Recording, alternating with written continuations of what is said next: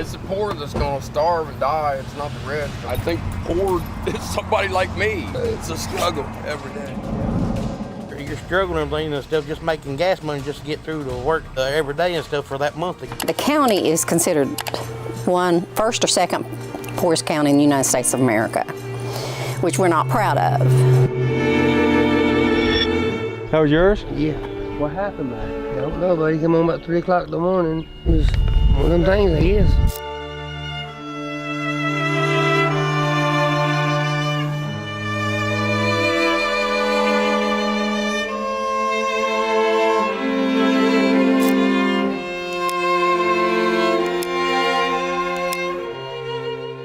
So it's poor, that's for sure. Yeah, it's poor.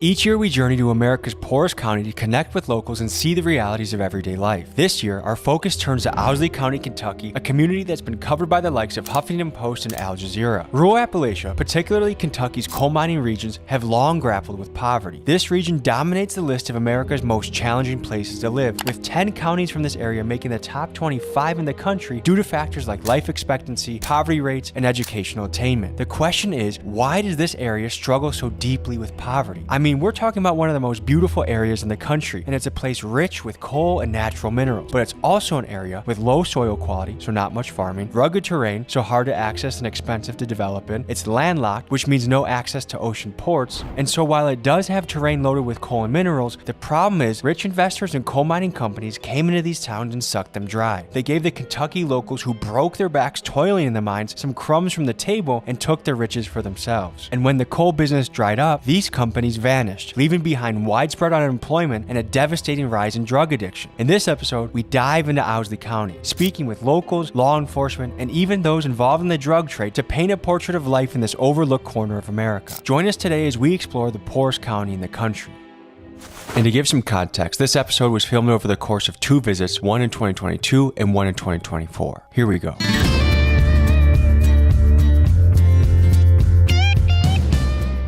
Would you mind if I asked you a couple questions? About one of the poorest counties in the country. This is? Yeah. Do you mind if we start rolling? Okay. We got one-way street all the way out the courthouse. The roads are bad.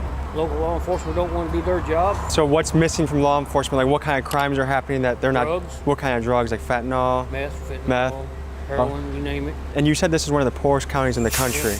Is that kind of like a reputation it has? It's always been that way. The older generation didn't want no factories or nothing like that, so now the younger generation is paying the price for it. So there's not really good job opportunities here. You either work for the school board, courthouse, or the county. It's the only job. So is there a high unemployment rate here? Yeah. And the people that are unemployed they collect? They're on disability or live on food stamps and stuff like that. And what percentage would you guess of the population is that, of this town? I'd say probably about 80% of it. 80%, wow. Do you feel represented as an American? Yeah, I did when Trump was in, but not now, no. So you felt like Trump kind of had small, like little town America's back, Yeah. but not the current administration? Yeah, he had the people's back. He didn't have the government's back. What about this current administration makes you feel underrepresented? Well, a gallon of milk $7 here. So inflation is hitting people Yeah. heavy. A gallon of milk is $6. Yeah. That sounds crazy. How could a town like this recover and have a second wind to it? Well, they got plenty of farmland. What to do? Let some company buy something, build a factory, start give something for the youth to do, other than school and running around the roads and hanging out their own crowds. So basically, because there's a lack of opportunities for the youth, they're running around getting into drugs, starting those the young, and then that starts a cycle that's going to keep the city economically depressed. Yeah. I moved out of here when my boy got up to high school age and moved to Indiana, so he have a better chance. Now he's working up there and he's making $30 an hour in the factory. That's damn good. His wife's making $15 in that factory, so And it just feels like the opportunities here aren't there. They're not here. So if you were president of this country, what's one thing you would change to help a county like this? I would lower the price of food, gas, give more job opportunities to people in the counties, not worry about big companies as much as they do and worry about the small people. So does it feel like the cost of living is getting so high that it just almost feels impossible to get ahead? I go through $800 a month in food. Wow. What percentage of the town would you say is into harder drugs? I'd say probably over 60%. I've literally sit on my front porch 3 o'clock in the morning and watch people walk down the middle of the highway in their underwear. Really? Yeah. Interesting. Any final thoughts or any advice for us going forward here? Is it sketchy here? Run. Like, is someone? If they don't know you and you step on their property, they'll shoot first and ask questions later. Wow. Well, thank you for the heads up.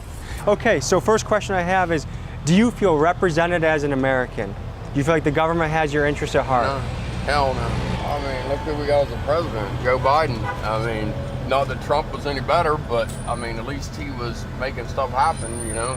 They're just running this country in the ground. I mean, look at inflation, look at gas prices. It's the poor that's gonna starve and die. It's not the rich. I mean, it's dropping a bucket to them. What is rich to you and what is poor to you? I think poor is somebody like me. It's a struggle every day. Yeah. Do you have any idea what rent goes for around here? $750. For how big of a house or a bedroom? 2 or 3 bedroom mobile home, living room, kitchen, bathroom, washer and dryer.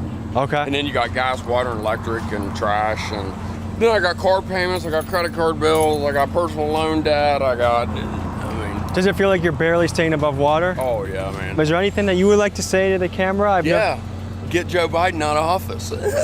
Get Donald Trump back in, or somebody better than Biden. Let's go down to the courthouse where there's probably a lot of characters hanging out. This is known as one of the poorest counties in America. Is that a reputation that people are aware of? Yes.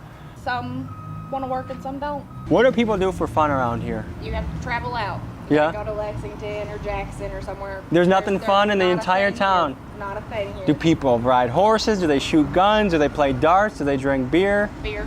They drink beer and throw darts. So you mentioned a lot of people are choosing not to work. Are a lot of businesses struggling to hire right now and they just can't fill a position? They will hire somebody and then they just want to go home. They just kind of give up. Pretty easy to quit, Yeah. huh? As soon as they get their first paycheck, they want to go back to the house. Did you grow up here? No, I've been here for 4 years. I lost my woman. I watched her overdose and die. I lost my home. I lost my vehicle, you know what I mean? I lost it all here. So what do people do around here? Try to survive, that's it. Do you feel represented as an American? No, I haven't even got a stimulus check yet. Really? How did they miss you, man? That's Trump or Biden, if you're watching this, get this guy the stimulus I love to check. have my stimulus check. Checks. I lost $168,000 in one day. How'd you do that, man? Let's told it. Was it cash? Yeah, used it. I'm guessing you were running some sort of operation then to get that cash? Yeah. So were you like a known dealer in the area? Are a lot of people struggling here? Yes. Is people not eating around here? Is that bad? Yeah, I mean, people's going through trash cans and dumpsters. You know what I mean? It's not to make money, just to survive. You know what I mean? Gotcha. What would you do if you were president to change the situation in this town? I would take a match and a lot of gas or something, and I'd set fire to it. What kind of cases do you encounter around here? Just the warrants and stuff, people gets on them, and people non-child support, drug heads, and people on meth and things like that. Is meth a big issue around here? Oh yeah, it's bad. Yeah? It seems like it just keeps getting worse and worse. And how do you see the cycle getting better? I believe in everything and stuff, people's helping stuff with each other and stuff, and then these rehabs and things, that helps a whole lot too. Okay, so this is known as one of the poorest counties in America. Why do you think it is that way? I just got everything, people and everything and stuff. I mean, there ain't much in this little community and stuff really and things to do. And do you think there's enough job opportunities for people here? there are several jobs and things, a few that people could actually work and stuff if they want to work, but People are just choosing not to work. Several people just don't want to work. That's has a lot to do with the generation stuff. Well, there's some that wants to work and stuff, and there's some that don't want to hardly do much work because they rely on the government and stuff. a So lot. welfare systems? Yeah. Do you feel represented as an American? Yep, I feel pretty good. Yeah, I'd like to feel pretty good and stuff. Do you feel like the government has your best interest at heart? Because I feel like some people feel like small town America is overlooked. Well, I know they try to help everything the best they can and stuff. Seems like it to me, but I mean they can only do so much. We got to try to do the rest. So you're about to slap some cuffs on somebody? Oh huh? yep. They had a little thing with the transit and stuff. They got their they need a ride. I give them a call or something there. And I said, I'll give them a ride. I said, just do the crime. And I said, I'll haul. And where do you take him to? How far is the jail from here? 12 miles.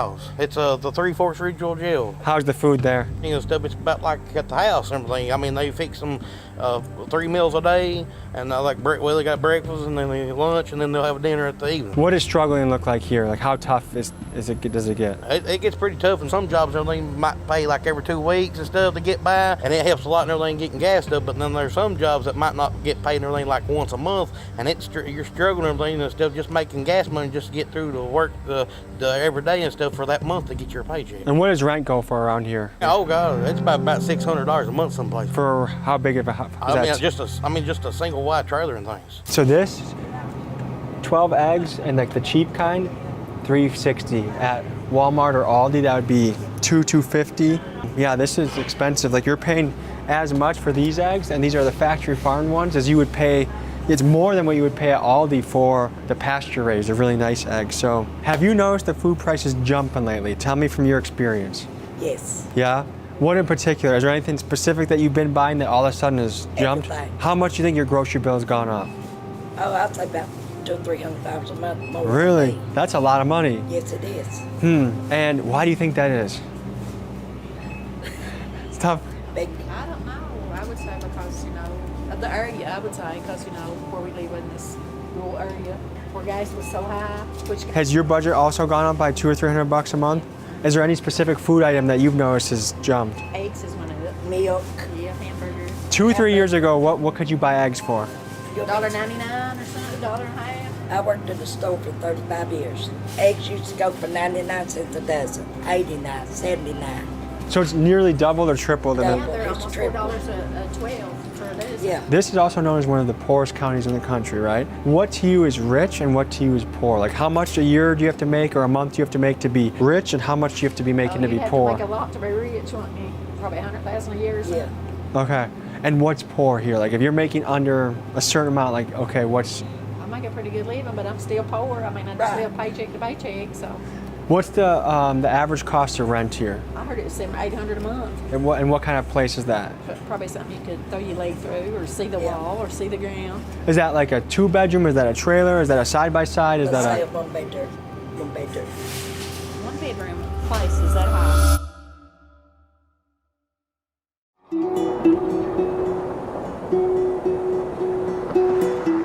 We're here in the beautiful state of Kentucky to dive into the poorest county in America, Owsley County. We actually were here 2 years ago and did a piece, but we just didn't think we did it justice, so we're back to cover it properly. My concern for America is that people are right now. When you are paying $20 for eggs, cheese, and sausage, and cost of rent's going up, your utility bill is going up, wages have stayed stagnant, jobs have gone overseas. Without further ado, folks, Owsley County, Kentucky.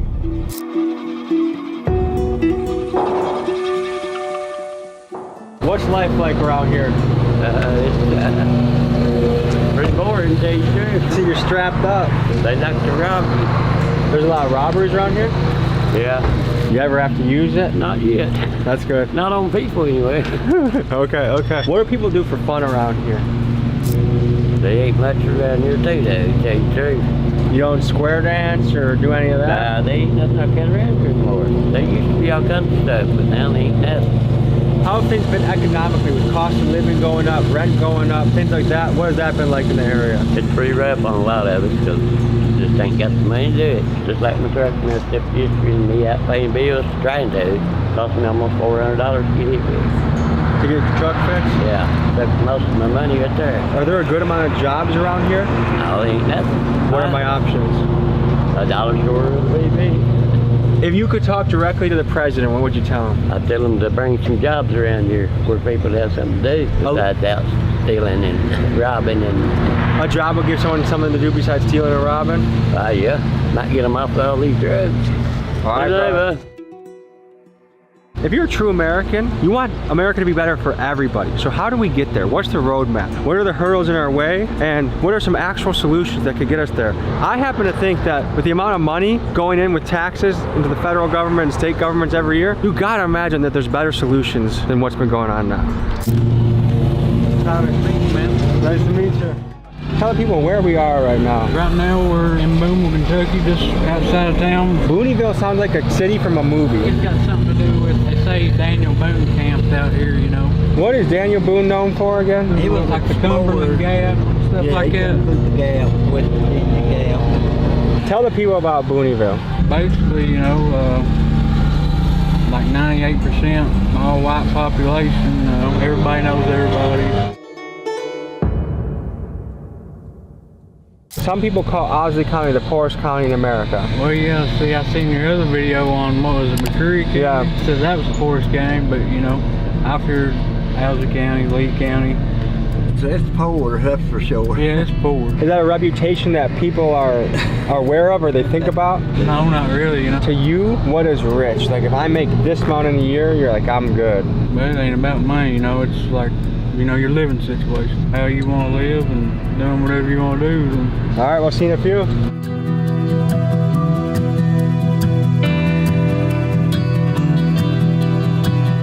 You can tell just by who's shopping at the gas station that meth is definitely an issue in the area. My hunch tells me that fentanyl has creeped in here too. I know that this is kind of middle America and some of the trends that happen in LA, New York are slow to hit, but fentanyl has pretty much creeped in everywhere now. So I want to explore a little bit more about that. One of the questions in my head is, does poverty cause drug addiction? Like the misery of poverty, you mask it up with drugs, or by getting into drugs, does that cause poverty?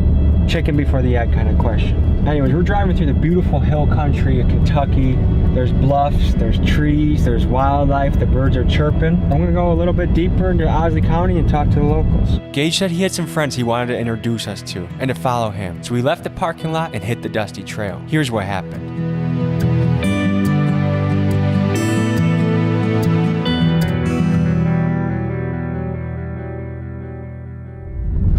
We've been on a dirt road for a little while now, and this is only a spot that a local could bring you into. Hey, buddy. You don't bite, they just bark. My dog's like that too. Come here. Hey, puppy. Come. She didn't like it. What's her name? Gracie. That and our baby. The little guys are the ones you gotta watch out for with the dog. Yeah, he's I run clap over top of that little fella in my car. Yeah? We went over him. I mean, there's blood and everything coming out of his mouth. You said you ran over him? I backed up and turned it back over him. Yeah. He's doing okay, huh? Yeah, I give him medicine. Doctor him up. Yeah. Where y'all from? We're from Milwaukee. Well. Yeah. Good to meet you. I'm Tommy. You too. I'm Isaac Bowley. Isaac, nice to meet you. You too, buddy. Did you grow up around here? I grew up in Owsley County, not right here, but up Buffalo part of it. You love it here? Yeah. What do you love about it? I don't know. It seems like you can live here better than you can away. I tried living in Ohio, Indiana, and Michigan, and places like that, but to come down here, it's easier living, you know, stuff. And you don't have as much traffic, and, you know, it's more peaceful. You seem like a man that wouldn't like traffic. I don't like it. I come through Atlanta, Georgia one morning, and it was rush hour, running 100 miles an hour, and I had a 21-foot trailer behind me, driving a truck like that right there. You sound like a menace on the road. I mean, I had to. The man I was riding with, he had a heart problem, but he's having a heart attack or something. He said he couldn't do it. If I was in your car driving 100 with you, I'd probably have a heart attack too. I'm kind of a weenie when it comes to high speeds. Well, if everything's running that fast, and you had to get in the lane over here, and you was in this lane, you had to get past them. Yeah. So how has this area changed over time? What was it like when you were a kid? Well, where I was born, up in Upper Buffalo, there wasn't no traffic. There wasn't no cars up in there. I remember the first car I ever seen. It was no about a 50 model Chevrolet truck. When I look around this landscape, I feel like this is what America looked like for many, many years before cities ever came to be. Oh yeah. Yeah. Graduated high school and really been working around here ever since. What do your folks do? My mom's phlebotomist down here right next to the BP down there. So if I need some blood, she's who I go to? Yeah. I see something went down here.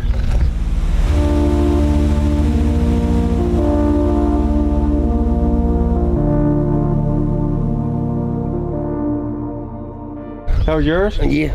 What happened there? Don't know, buddy. Come on about 3 o'clock in the morning, smoke something out the windows.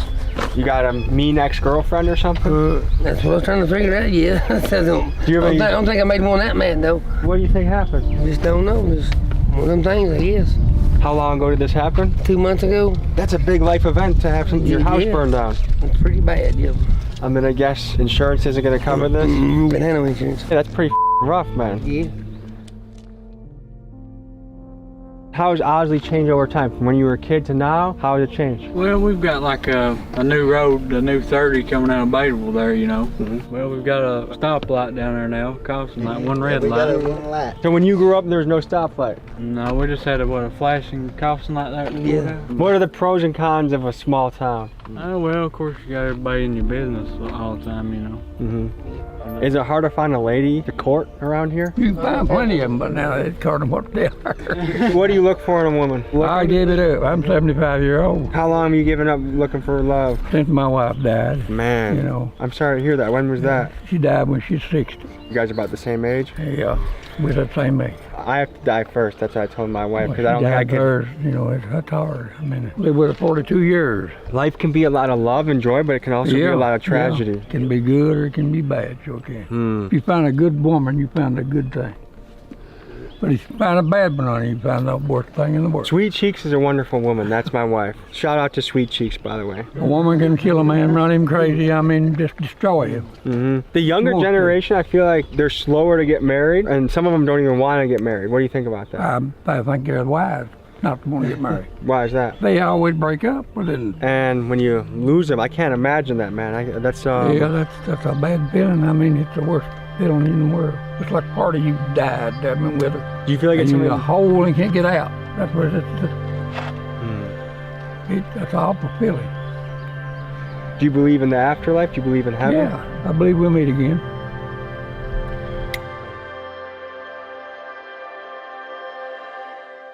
If I want to date someone around here, what are my options? Where do I go to find them? What do you look for? Oh, man. Tinder? No, it's not Tinder. No, not around here. Are people on Tinder? Sure they are, but they're probably like registered to Lexington or, you know, somewhere where there's more people, you know what I mean? Do you also have to drive kind of far to find them? Oh yeah, I mean, you know, besides the same old ones around here, you know. So if you found love, you found a woman, and she said, hey, but you gotta move to Lexington or Louisville, would you do it? Or you say, hey, I want you to live in the country with me? Well, I guess if I loved her enough, I probably would. What do you fellas do for fun? We can go fishing or something like that, or, you know, just... Is there a good creek around here? All these rivers and creeks, yeah. What can you catch around here? You can catch catfish, bass, crappie. So I noticed in the South a lot that people have a lot of cars on their property. Is everyone just kind of working on a project? Yeah, most of them, you know, is like parts cars they buy for parts. You know, they'll put the parts they need off that car. And okay, so rather than buy, let's say, 3 parts for $1,000, you might buy the whole car for a few $100, and then you can mix and match what you want off of it. So I'd imagine that people around here are fairly handy. Oh yeah. Yeah, everybody's self-sufficient most of them. And if I wanted to find a job around here, is that hard to do? Ooh, yeah. You'd be screwed. Yeah? It's pretty hard, yeah. Or, you know, mowing yards. That's what I'm doing right now. You do some welding Dollar as well. store. I went to school for it, yeah. How far do you have to drive to find a welding job? At least to Lexington, so what? Yeah, at least. 75. You have to commute that far just for a good job? Yeah. So when people say like there's just not shit around here to do or shit around here for employment, they mean it. Oh, absolutely, yeah. Did there used to be something in town and then it went overseas, or has it just always been not that much? You know, when they done the tobacco Yeah, buyout. it used to be the tobacco. Yeah. Do you guys still believe in the American dream? Oh yeah. And what does that mean to you? Living free, doing whatever you want, you know. I'd say we probably live pretty close to it as you can get right now. And what makes this place free? Being able to get out and, you know, roam around the hills and be outside. Going back to the whole job thing, so if you don't have a job, what % of people would you say are on the draw? Pretty high percentage.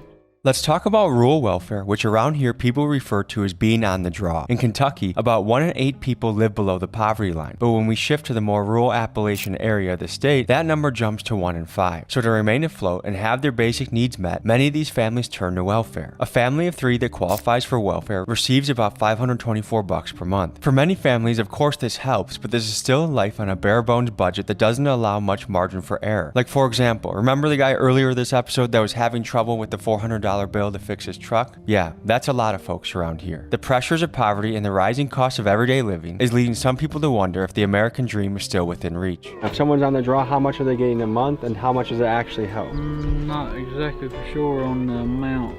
I think it probably varies depending on what you draw. And how many kids you have. Disability, stuff like that. We just sent $90 billion overseas to fight wars in places that isn't our country. But what do you guys think about that when you see our government send our tax money overseas like that? Slap in the face, you know. We just getting screwed. Using that money to help us, you know. If they built a brand new manufacturing plant or 2 in the area, do you think people would be flocking to sign up for that? Oh my God. Them at the door, you line up. They'd be fighting. Be fighting against you. People be fighting to get a job? Yeah, absolutely. I want to draw attention to a pair of tits I see on your arm. Who is that? That's, I don't know who she is. She has a nice rack, eh? Yeah. You asked me what my bucket list was. Right there it is. Do your own tattoo? I've done it, yeah.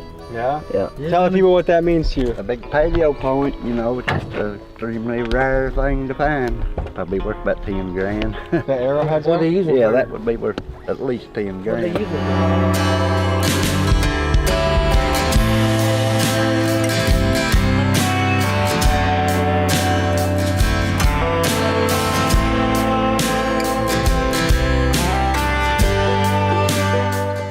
Is this a place in America that probably gets forgotten about? You know, it's not hip and trendy. It's not the LAs and New Yorks of the world. People just call it bum or podunk. And so because of that, no one needs to run on a campaign that's going to help this place because, well, it's only a few thousand votes. Who cares? As long as I win the cities, I win the election. You feel like a lot of people suffer from like depression around here? Oh, yeah. What do people do to get help? Is it just like self-medicating, or is a lot of resources? Yeah, a lot of people do drugs.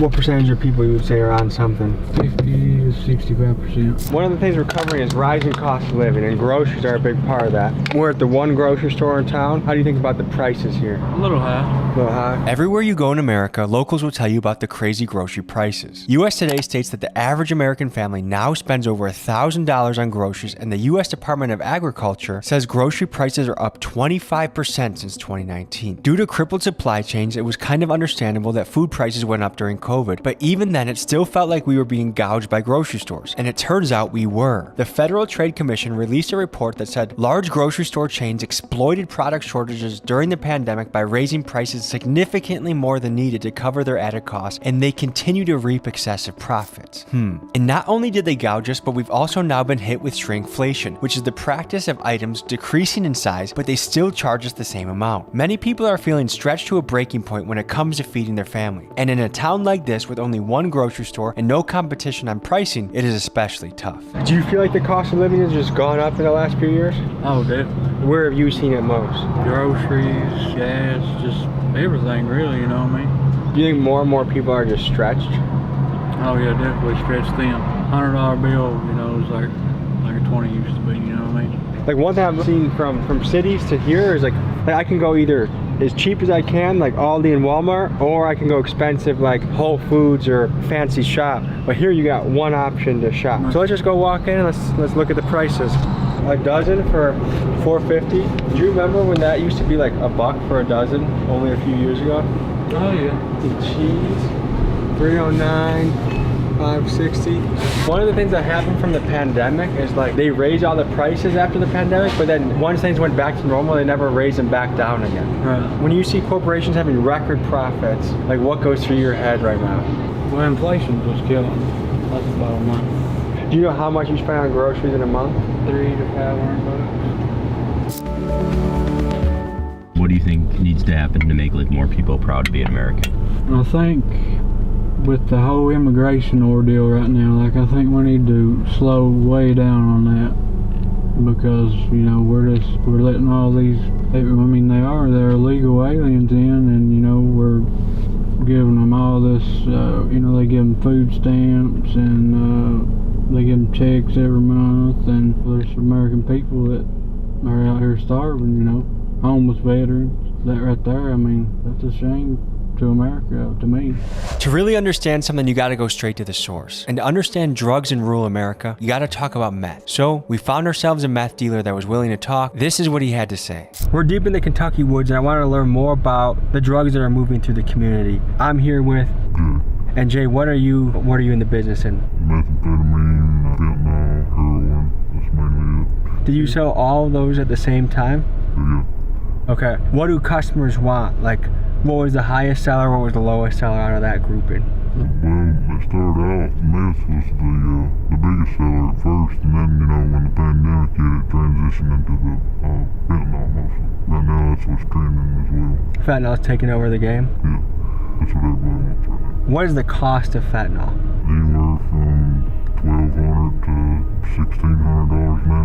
What are the quantities that people are picking up, and how much do they pay for that? Like a 8-ball, $350 for fentanyl. Meth right now at ice is way down, you know, it's like $125, $150 an ounce. How does fentanyl get into a place like Owsley County? You know, over time it's inevitable, you know, just gonna start bleeding over from the cities. What has been the difference now that fentanyl has entered the game? There's a lot more overdose deaths. Do you think most people in this community know somebody that's overdosed? Absolutely. From what I understand, there's only one officer, one sheriff in the entire county. So is it pretty easy to get away with selling it? No, it's not actually. There's a lot of state police, and you know we have a lady sheriff, but you know she's got deputies too. Okay. In the business of that, are you ever paranoid or sketched out? Oh, absolutely, you gotta be. Have you had any close calls, or you ever been caught for doing any of that? Yeah. And what happened? Went to jail. A traffic stop. Traffic stop, and they found it in the vehicle? Yeah. Okay. What was that like? Well, you know, it's pulled over and they've got a dog, they run the dog, and when it hits, they have probable cause of search. Was your heart racing at this point? See, I was nervous. I mean, I would imagine. Do you feel like if there's more opportunities here for people, that they would be less likely to do drugs, and that drugs are kind of just a way to numb yourself if you feel like you don't have a lot of options?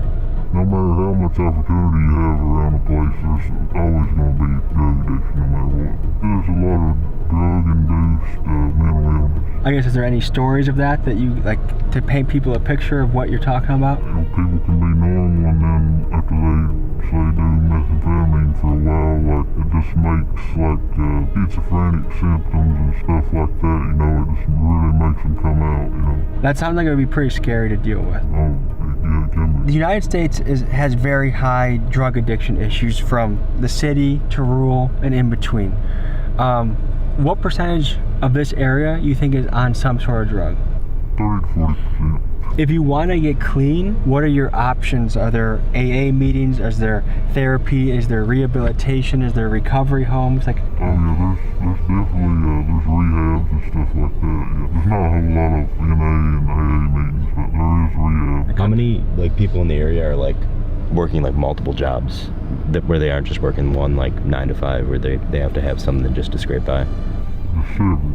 Do you feel like people can't get by on just one job anymore? Around here, it's harder to get by on just one job. Do most people go into selling drugs simply for the extra income? Yeah. And on a good month, what can you make selling meth, fentanyl, heroin? It just depends on the quantities that you're able to obtain, you know, what kind of money you got to start out with, you know what I mean? If you got a little bit of money going into it, it helps a whole lot. At least enough to buy an ounce quantity of either. What's the biggest week or month you've ever had in business? Probably 20 grand. 20 grand? Yeah. What did you do with that money? Well, I ain't got nothing to show for it now. You pissed it away? Yeah. What kind of things did you spend it on? Well, at the time, a lot of it I spent right back on drugs. How has being in this business impacted your mental health? At first, you know, it impacted it severely, you know, but eventually, you know, you'd be surprised what you can normalize, you know what I mean? Is there any thoughts that you like to share with people back home? The only message I have to people back home is to try to put the fentanyl down if you can, you know what I mean? Because eventually, it will get you eventually. If you're f***ing with it all, you are going to die at one point, you know? Well, thanks for sharing your thoughts and your story, and we'll see you in the next part of this episode. We heard a rumor going around town that a female police officer damn near patrolled the entire town by herself. We went to her office to go talk to her. She was a little bit camera shy, but she did say her lieutenant would do an interview. Here's what he had to say. I'm Tom, I'm here with Gavin Shanks. You got a firm handshake. Tell me, what is it like being a deputy in Owsley County? It's a pretty good experience. We definitely we get quite a bit of good calls and stuff. To be such a small town, we get into a lot of theft cases, a lot of dope cases. When you refer to dope, which drug is that? We get primarily a lot of methamphetamine cases. We do get a lot of marijuana use, but it's not typically something we don't worry about it as much as we do the other. Do you feel like arresting someone for weed is kind of a waste of time? Typically, I'll be honest, I don't arrest for weed. I usually write a citation and just seize the marijuana. If it's a very large amount, it kind of puts it into a different scale because it kind of bumps into like a trafficking case. Yeah. To me personally, I've never actually arrested on it. I always just write a citation for it. Not that I'm in trafficking marijuana, but I just think it's, I feel like of all things you can be put in a cage for, weed is like, come on. Has theft gone up in recent years or has it stayed steady? I think it's definitely, I think it definitely goes up and down. I think right now it's up a lot. I think one of the leading things of theft is drug use. I think a lot of people, when they start using drugs very heavy, it turns into theft to pay for an addiction. Yeah. Do you think poverty creates drug addiction, or drug addiction creates poverty, or it's kind of the same side of the coin? I definitely think, if anything, I think the drug addiction definitely is the lead to poverty before poverty would be the lead to drug addiction. You know, I speak to a lot of these people we arrest, and a lot of people we, don't arrest. We just have conversations with them, and a lot of them, whether they're telling the truth to me or not, they don't. I don't know, but they'll always say, I want to get off of it, I just can't, and so it kind of leads them down that path of not being able to stop even if they wanted to. And I think it slowly leads to that poverty level because they're unable to pay for other things, trying to pay for that addiction. If someone truly wants to get clean, what are the resources in the county for them to explore? So one of the big things is, especially on these first-time offenders, we always try to give people the opportunity for rehab. We'll send them to a 90-day mandatory rehab, usually on the first and even second offense. Who pays for that? The county does. That's really big. If it's a mandatory rehab that we put them through, the county will have to take that in. We also have a rehab right here in the county. What do you, if you had to guess, what do you think the success rate of a 90-day rehab is? Man, sadly, I'm gonna angle on the low side just because it's not because it doesn't necessarily work or that's not a good rehab. It's just that people don't have the drive for it, and it's hard to conquer that drive in such a short amount of time. It's usually a good refresher, and we definitely see a change in people. In that 90 days, previous to us arresting you, and that 90 days, you will look like somebody we don't even recognize. But, the biggest thing is after that 90-day rehab, what are you going to do with it? Are you going to continue to stay clean? And that's hard. A lot of people think that they can get out of rehab and go back to running with the same crew, and it just 9 times out of 10 doesn't work out. How has fentanyl changed the game? We are seeing an incline in overdoses here in the past, I'd say, year, and a lot of it leads back to fentanyl. We've had people we used to, if we came upon an overdose, we could Narcan somebody 1 or 2 times and we were able to get them back. Now we're seeing Narcan 9 to 12 times before we're getting a responsive patient back. So, it's definitely changed the game a lot, and you can't ever tell what it's going to be inside of. We get people who had a guy owed a few weeks ago, and he may not have told me the exact truth, but he said all he smoked was a joint, and he ended up overdosing. When they cleaned his stomach, he had overdosed on fentanyl. And so, whenever you look at that it could possibly be in marijuana and stuff, you never know what it's going to be inside of. You could smoke a joint and overdose. What is it like carrying that with you? I think a lot of people don't understand what law enforcement see on a day-to-day basis, because you see people on their worst day. You see the fight between the husband and the wife. You see the drunk. You see the person that just overdosed and died. What is it like carrying that all with you? I guess you just have to always make sure you don't take everything home with you, and try to just remember it's a job. It does get hard. Try to always be compassionate to people, and even though we see them on our worst day, a lot of people just see us and always think the very negative of it all, but we try to be compassionate with people and be understanding. All right, folks, that was Owsley County. I think this is a very important American story to cover. I appreciate the people of Owsley County welcoming us in and sharing their story with us, because we're always thinking about what's the way forward. I wish that place the best. I wish some growth and prosperity in the future, and I'm glad we got to take an inside look. Thank you guys for joining me on this ride. I'll see you next. This window got shot up right here with the shotgun. This is how easy you get alcohol in this watch. Hey, can I get 2 water bottles? Yeah. In the nighttime, it's when it's scary. So when the sun goes down, we should get out of here? Yeah. Everyone comes out. It isn't unusual at all to hear gunshots in some areas of the Pine Ridge Reservation. We're seeing an all-time high of violence and drug trafficking like we've never seen before.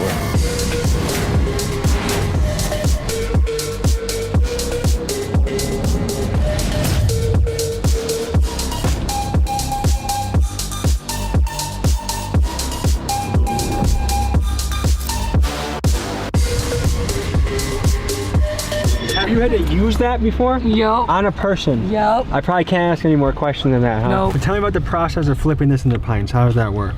1 water bottle will equal up to this much. So we're okay.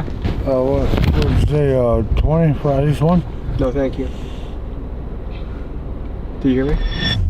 On this channel, we've traveled far and wide to the roughest places in the United States. Of all the places we've gone, Pine Ridge Reservation may very well be the roughest place we've ever been. The stats here paint a remarkably bleak picture. Here, there's a 90% unemployment rate, there's an 80% rate of alcoholism, a 70% high school dropout rate, and nearly half the population has diabetes. There are no banks, no motels, no movie theaters, and there's only one moderately sized grocery store to support a population of nearly 20,000 people that stretched across 3,500 square miles. On this reservation, a third of the homes have no electricity or a basic water and sewage system. The utter lack of industry and commercial activity leave the residents almost no options for employment. With an average annual per capita income of $3,000, this is the poorest place in America. And despite this, you find people here that are striving to make a difference. There's a skate park that promotes sober living and gives the kids a safe place to go. There's a principal that wants to show her students love and support. There's people battling to preserve the culture and teach the kid their native tongue and traditions. It's a place with great challenges, but it also has a lot of resilience and character. Today, we cover the yin and yang of Pine Ridge, we examine history to see how these conditions came to be, and we talk to community leaders to see what the way forward is. Let's get started.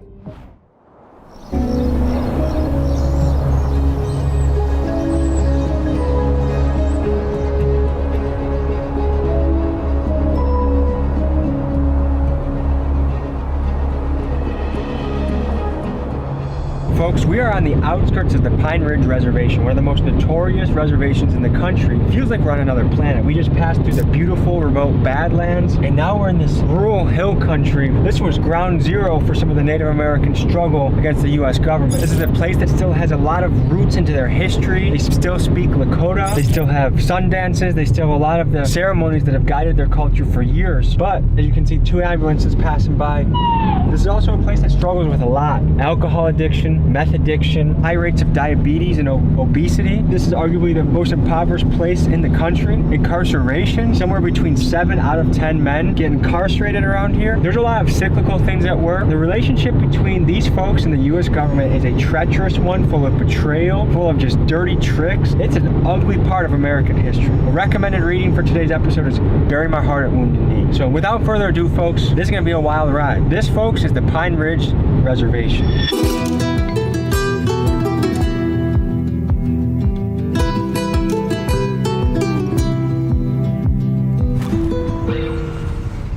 I'm Oglala Lakota. I'm the founder of the Mothers Against Meth Alliance. Is meth still big out here, or has fentanyl replaced it? We do have fentanyl. We had a few deaths from fentanyl. I do harm reduction here, which is illegal as for me to have clean needles. They said they'll charge me with dangerous drug paraphernalia. The local PD? Yeah. A few years back, we had a young girl who was gunned down on Main Street up here, and that was like probably my 3rd year fighting meth. Everything I do, I pray about, and what came to me was need to start patrolling the streets. I've been doing this for 10 years now. How bad is meth in the area? Meth is horrible here. Like what % of people would you say are on meth? 90. I'm building a detox, a grassroots. Our build date is June 1st. Beautiful. And it's going to be a healing center. We're going to build a food forest. We're going to have a safe house for young people escaping drug addiction. This is in the middle of nowhere. How do you think meth makes it into the community? We have Denver, Rapid City's a big pickup place. We have cartels who are infiltrated in here on our Mexican list. cartel? Yeah. I've heard rumors or whispers that Mexican cartels also involved in trafficking of Native women. Of course they are. The Interstate I-90 and I-29, those are major vessels for sex trafficking. Because I fight meth, sex trafficking is a big part of my program. They go hand also. in hand. If we wanted to find meth, how hard is it to find around here? One of the street people will probably be walking and you just ask them and they'll find it for you. How much do I need to buy a hit of meth? $10. On a daily basis, what do you see while you're on patrol? Like, do you have to revive people? Do you have to call ambulances for people? Sometimes I do. Last night, one of our unhoused relatives started having a seizure, so I had to get out and call the ambulance and sit with him till the ambulance came. Sometimes I find a gang fight, sometimes I find people getting beat up, sometimes I find sex traffickers and I chase them out of town. And they're mostly Mexican guys? No, this one comes from Nebraska. Is he a Native man? No, he's a black man. So if I see a black guy around here, does he have Native blood in him? Or? If he's a local, he's half indigenous. For the kids, a lot of kids come down here after school and play. I just gotta make sure. Then if I see meth dealers, I'll beat them up.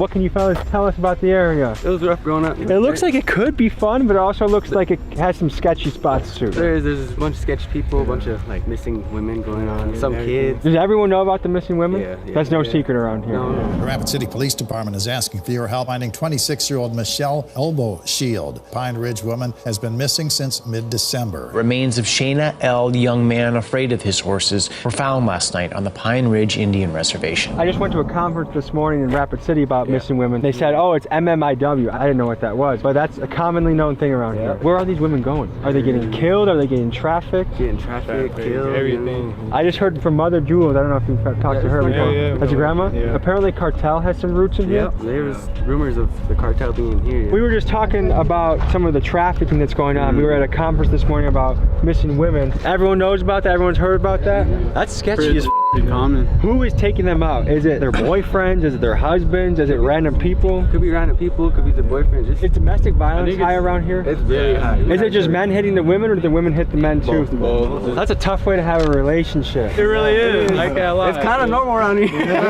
I try not to be that way though. We as men are supposed to be the protectors. And if we're the ones terrorizing our own family, that's not the best path. What was it like growing up here, fellas? It wasn't bad. It was kind of rough as well because the environment kind of bad because the alcohol and the drugs and there's nothing to do around here. You just get it so easy. I see you have someone on your shirt. Tell me about that. My cousin, he died from cancer. How old was he? 22. Do you know how he got it? You don't really go to the hospital here if you don't want it. Is there a solid hospital in town? There is. No. They give you some painkillers until you just go on. Do you guys ever go hiking in the Badlands? Nah, I go hunting out there. We go out there here and there, shoot some guns off. You know, Blakes and shit. Are you kind of the cowboy of the crew? Yeah. You ever heard of Indian Relay? No, what's that? Oh, I see you're a champion too. I see on your belt buckle you're a champion. Yeah, it's like relay, but on the back of the horse. Horse racing with no saddle. Yeah. Tough son of a gun. What was the pay for the championship last year? Quarter of a mil.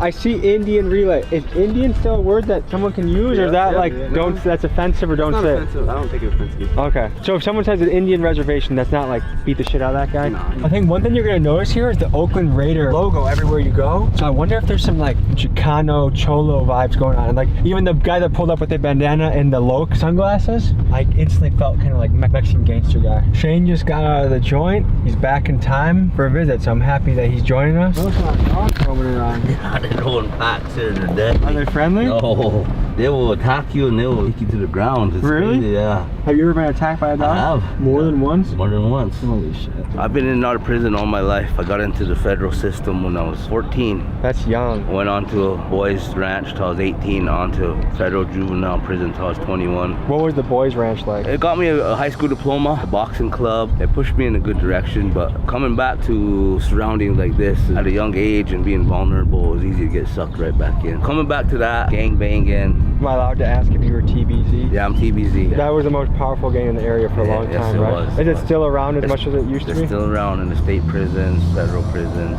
here. Is TBZ mostly older guys, or are there young cats in it now? It's generational. Everywhere I go right now, I find that the 14-year-old kids, 15-year-old kids are doing the most crazy shit. It's crazy, the guns, kids packing guns, there's regular murders. Back then there was some, but it wasn't like it is today. But again, it comes back to how they're raised, no role models, and look where we live, where we have to grow up.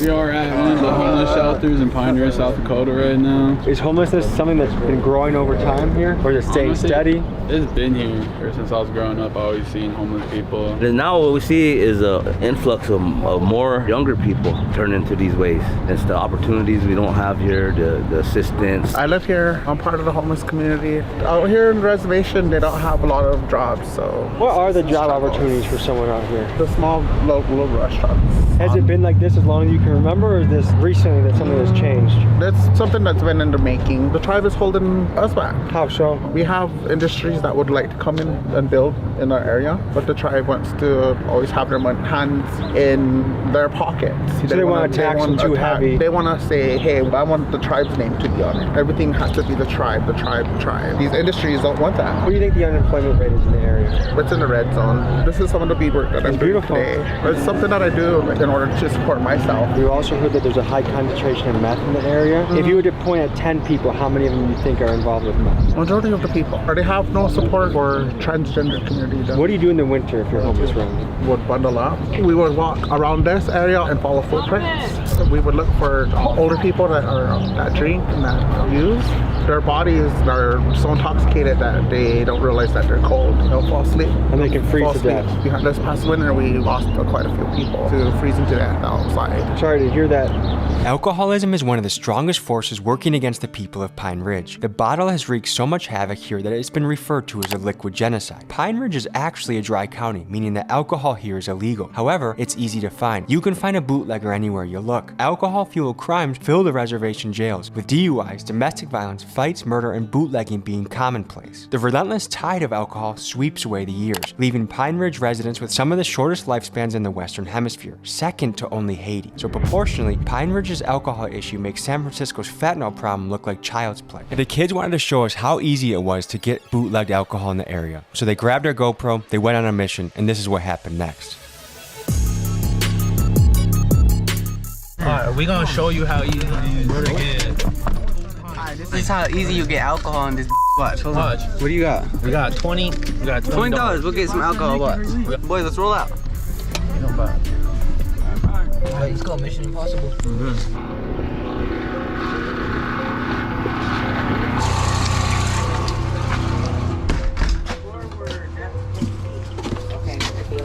Hey, can I get two water bottles? Yeah. How you doing? How's your dad doing? He's alright. Alrighty then. You guys have a good one. Yeah.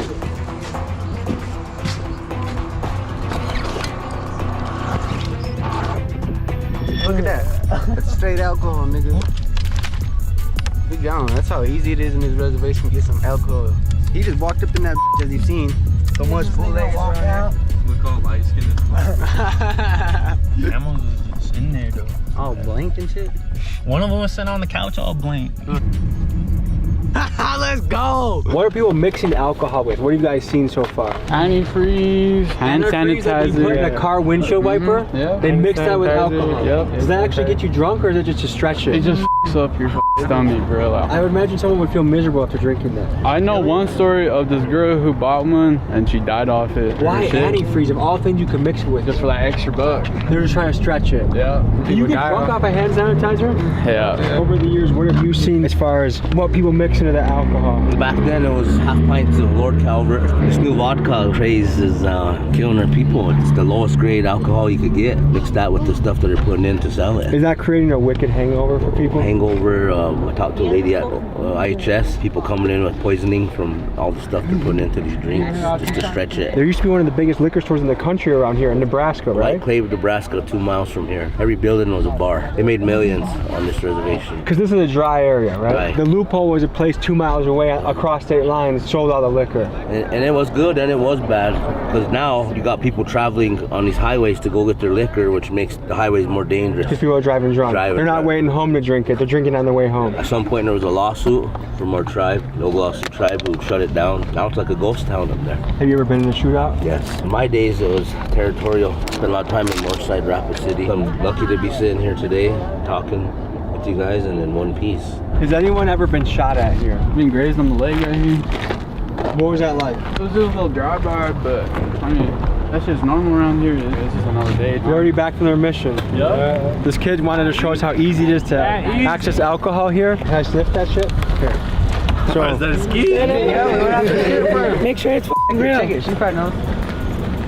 Alcohol. Yeah, it's real. Smells like shitty vodka. How much did this cost? $10. $10. 20 for both. Someone that's really into alcohol, how long does that last them?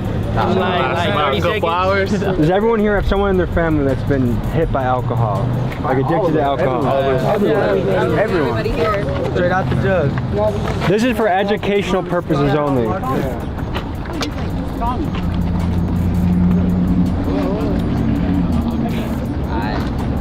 Yeah, I'm good on that. Yeah. So that's bootleg alcohol. How enforced is bootleg alcohol around here? Will a cop bust it? Yeah. Is it risky to sell bootleg alcohol? Yeah. That shit is making my whole mouth buzz. If I'm trying to recover from being addicted to alcohol, is there any resources around here? There's a meeting spot over there. How many people around here you think are sober from everything? Just completely living sober? 25, 50% maybe. I'd say less than like 15%. The res is like literally only 20, maybe not even 15% of the res has jobs around here. The rest of the 80% of people don't have jobs around here. Selling drugs and alcohol be the main source of money flow around here. So do you think a lot of the reason why meth and alcohol is so heavy here is just economics? If there was better things to be doing, people wouldn't be doing it? If there was more jobs, and then if we had addiction centers and everything, it would be more helpful, but we don't have those like right offhand where someone can just go check themselves in. Do you have any stories of growing up on the res that can give people a picture of what life is like here? The way I grew up was more like traditional and stuff like that, where you go to like the powwows and fun dances and stuff like that. Like there's a good amount of people that are sober, are getting sober. You know, so I notice a lot of people just walking down the street and kind of just trekking. Is that common around here? Yeah, that's very common. That's very common. Someone walking right there. Where do you think he's trying to walk to? Probably trying to go to the store, probably a blunt rat. How strong is the police force around here? It's strong, but they take a while to respond. If I break my leg or my grandma gets shot, how long are they going to take to show up? About 30 minutes. Ain't there only like 5 cops around here? Something like that. Is TBZ big in the younger generation? It is big down here. It was. What's the average age around here? Like 18 to 20? Yeah. What do you guys want to do with yourselves? I just want to make money. It is a hard place to make a bag. Depends on what you're doing. How much you gotta have in a bank account to be like, I'm rich? 1,000 at least. Look at this guy with the, what, do you go to Johnny Dane's or something? If you don't mind me asking you, how much did that run you?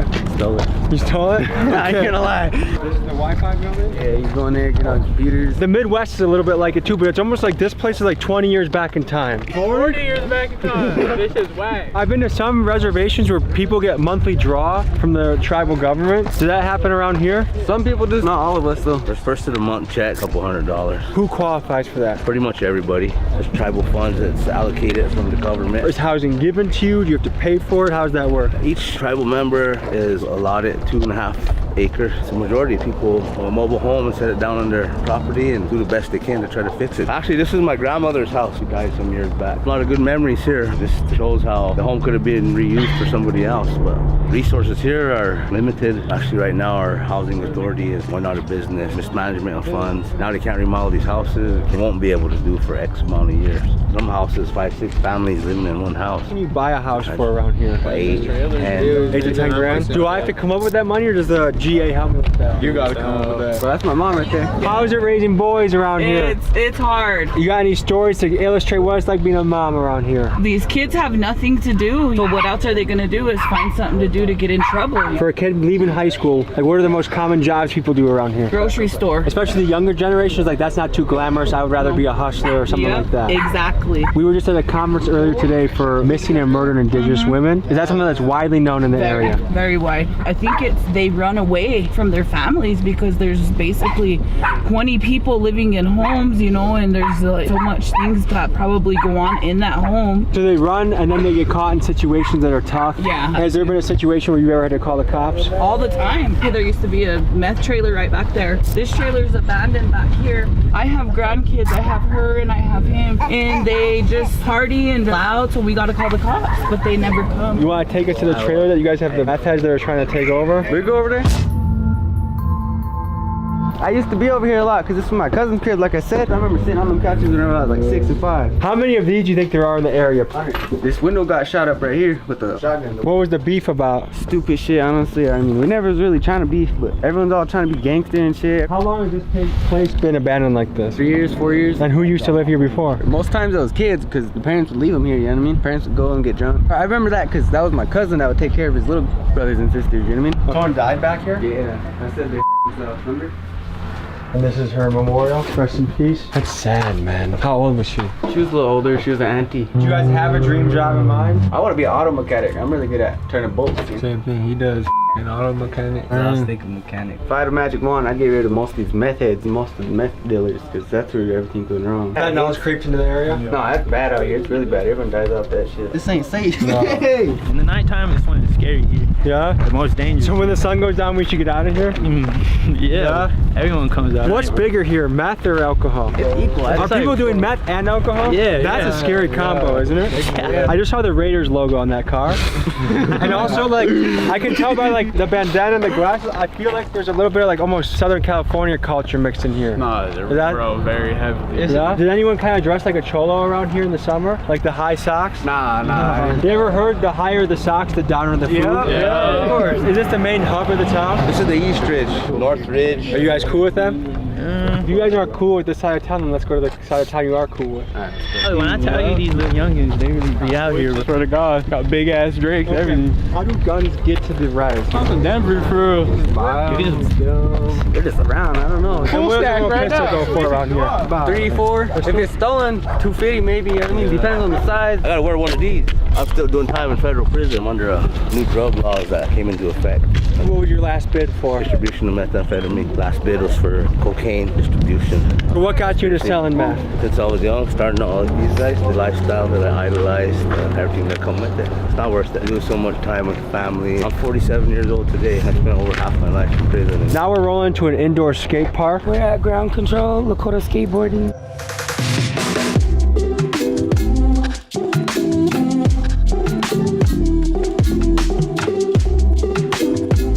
Welcome to Ground Control, bro. This is a cool spot. Me and the skaters built this place. What's the mission of this spot? Eliminate the off season for the skaters. When it snows here, we got a dope outdoor skate park. When it snows, we come here and we just skate here year round anyway. So, Is there a sober living component as well? Yeah.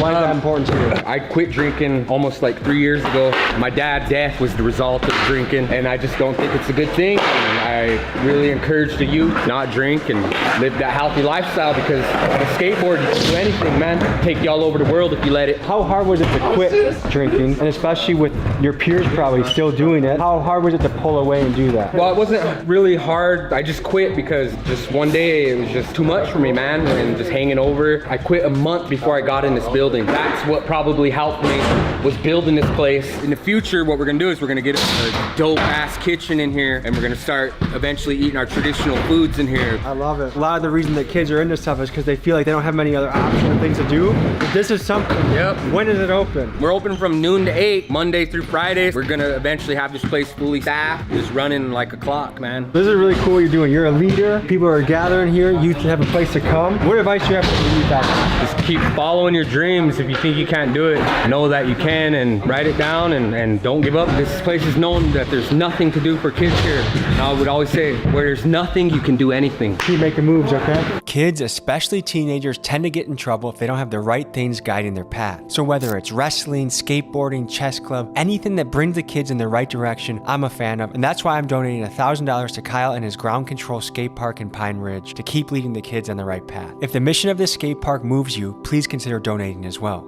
We've seen a wide range of weapons on Pine Ridge. This is probably the most crazy one so far. Right here. Right here. Have you had to use that before? Yup. On a person? Yup. I probably can't ask any more questions than that, huh? Nope. Self-defense. Self-defense? Chop them up, feed them to the Badlands. Do a lot of people go missing in the Badlands? Yeah, people disappear there. 2 miles outside of Pine Ridge Reservation and just across the border of Nebraska is the town of White Clay, a place with 4 liquor stores and a population of 8. This town has one purpose and one purpose only: to sell alcohol to the Lakota people. At its peak in 2010, nearly 5 million cans of beer were sold to these 4 liquor stores, leading people to call this situation a liquid genocide. In April of 2017, due to high pressure from Native activists, Nebraska's Liquor Control Commission refused to renew the licenses for these 4 stores, effectively shutting them down. This has led White Clay to be the ghost town that you now see today. This place used to be the liquor store. I used to come here when I was like 15, 16 years old, and used to be able to buy and stuff too. You they have a never fake carded ID? No, they never carded me. They used to sell that. Sell to anyone, actually. Are we in Nebraska right now? Yeah, we are. So that's the loophole. We go across state lines, people That's buy their just alcohol not and they even a drive back. mile. Yeah, not even a mile. Does making it a dry county work? It made the highways more dangerous. Before you used to have to come here, get your liquor, and go Now you're going this way to get your liquor, out that way. It makes the road more dangerous. More people driving drunk. The bottom line is here, poverty, no opportunities. That's what I believe it is. They're hurting. They're trying to kill the pain. So alcohol's a way to numb the pain. Yeah. Is this a hard place to be a dreamer? Yeah, it is. Hard to make it out. There's only a few that make it out. Faith dies at a young age, so for everyone. A kid on the res wanted a ride home, so we drove him to his place. This is what we encountered. Yeah, so where are you taking us though? OSG. Oh, it's good. What you doing? I'm going to get my shot. Go get it? Yeah, I grabbed it earlier. I'm going to go and get his blade. I can't imagine growing up here. A lot of stuff we couldn't show you on camera, like the amount of guns amongst youth. Like I'm talking young kids, like middle school, young high school kids. The amount of drugs and alcohol in the area. Like how easy it is to find alcohol. To me, I just don't see many leaders for the youth. Like they say they don't have stuff to do, but like there's basketball courts, there's skate parks, there's indoor and outdoor skate parks. Like you do at some point have to be responsible for the decisions you make. But as a kid, you do need guidance, and I see a lot of that missing. And I really see that in a lot of the tough places we go. So looking at places like this, it is a little bit demoralizing and depressing. I see a lot of potential here, but I also see a lot of hurdles to overcome. So we're getting out of here before sundown, and we met a 15 and a 13-year-old kid that were on their way to go get their guns. So I'm guessing the nighttime around here is something that just isn't worth seeing. Shortly after we left, one of these kids got stabbed 9 times by a rival gang member. He survived, but had to be hospitalized for a few days. It's a stark reminder of how rampant the violence is in the area. I didn't realize that the murder here is absolutely rampant. How many people have we seen wearing a t-shirt of their killed family member? I think that's like the most common t-shirt we've seen. It's either like a Nike t-shirt or it's someone's family member on a shirt.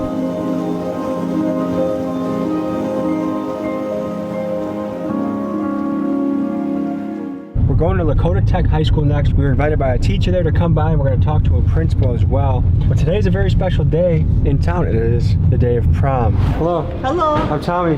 Hi, nice to meet you. Nice to meet you. It's prom night tonight. Yes. You excited? Yeah, very excited. I gotta go get dressed. Oh, okay. So we're in a learning institution. First, maybe we teach the people, what are some Lakota words that they can learn for back home? The first thing in the morning is Hihani Wash Day. It's just a good morning. Hihani Wash Day. Hihani Wash Day. Okay. I think if somebody asks you, we eat a lot, so like if you like the food, you're gonna say it's wash day. Wash day. It's good. It's good? Yeah. Okay. When we say goodbye to each other, we never say goodbye. In the spirit world, we believe that we see each other again. So Okay. it's Doksha Ake. Doksha Ake. Ake. Ake. Uh-huh. And that means I'll see you again? Yep. Okay. Yeah. I don't know if there's a translation for this, but big dogs gotta eat. There might be. This is Otto Cooney. Otto Cooney. These are Lakota language teachers. Is there a translation for the term big dogs gotta eat? Big dogs gotta eat. Shunka Tonka Yatinkte Hecha. Big dogs gotta eat. What is it like being a principal in 2024? It is challenging. Yeah. Students are coming, especially after COVID, with a lot of diverse needs. And not just students, teachers too. I feel like I'm helping support teachers learn how to teach again in person, to be engaging with students. I'm giving students hands-on experiences, you know, because when they were learning at home, everything was through a screen. Everything was through a screen. It's hard to learn through a screen. Yeah. Is dropout something that you have to contend with? Yes, we do have a high dropout rate. I just looked at some of our data with our 9th graders. They are the largest population of dropouts. And so I just sat in a meeting yesterday with some of our district leaders and some of the state consultants to try to figure out how we can wrap around services and prevent some of the dropouts that happen. What do you do when a kid decides not to come to school? So it's phone calls home to parents. It's meeting with those students and parents trying to figure out what the obstacles are and why they're not coming. We do report truancy, but the courts are so backlogged and they don't have the infrastructure to like have follow through with that. I know because I do a lot of stuff across America. There's a lot of young kids that are really getting into rap culture, and what they're kind of idolizing doesn't usually lead to success. It usually leads to prison or death or shootouts. How do you contend with that? I don't know, that's tough. Because me, like as a teacher, this is my 6th year teaching, and I was a kid that hated education. You know, it's just like the product of their environment is a lot tougher, so it's just hard to compete with that. You can give them all the motivational words and everything in the world, but you know, it's them doing their part too, the family doing their part too. You know, we talked to one of the advocates for prison reform and incarceration, and he said that about 7 out of 10 men are frequently in jail or in and out of jail. And that means there's a lot of men not in the household. Do you think that's part of the recipe? If there was more responsible men in a household, that things would be a lot different? Yeah, a lot more structure. Our parents are both in the Wounded Knee occupation of 73, and so their minds were, you know, tough love type thing. I just celebrated 35 years of sobriety last March. You 35 years? Yeah, I just turned 35. So I've never like done drugs. That's amazing. Anything. So it was tough at first, the peer pressure. Drink, smoke. But I promised my grandma before she died that I would never do that. You talked earlier about, you know, our dropout rates and stuff. One of the things that I try to tell my students is that no matter what you go down, you can always stop and make a different choice. Yeah. I was a high school dropout. Yeah. What a great story for the principal. Right. Yeah. I got my GED at 16. I got a job. You know, I was still able to go to college, got my 4-year degree, became a teacher, taught, still able to go get my master's, and now I'm the principal of a high school. So it's never too late to do something else different. And we all have a reason why our road goes this way, that way, or the other. But it takes having people. I'm here because I had people that believed in me, saw something in me that I didn't see in myself at the time. Yeah. We left Lakota Tech High School and drove up to see the Wounded Knee Memorial. This site is hugely significant in Native American history, and I wanted to see it for myself. This is what we encountered. Good morning. Morning. Hey, we're gonna pull up and we're gonna pull up there. No, we're okay. 20 for this one? No, thank you. Do you hear me? Do you hear me? Yeah. Watch out, we're gonna pull away, okay? I bet he's gonna follow us, which is fine, but it's gonna be hard to appreciate the history of the place when a meth head is trying to sell you something. Local artists and I make arts and crafts. I'm trying to get some gas money, and I was wondering if you guys would be interested in any crafts. Yeah. If not, I take donations too. We're gonna take some time to appreciate the history here, okay? Yes, sir.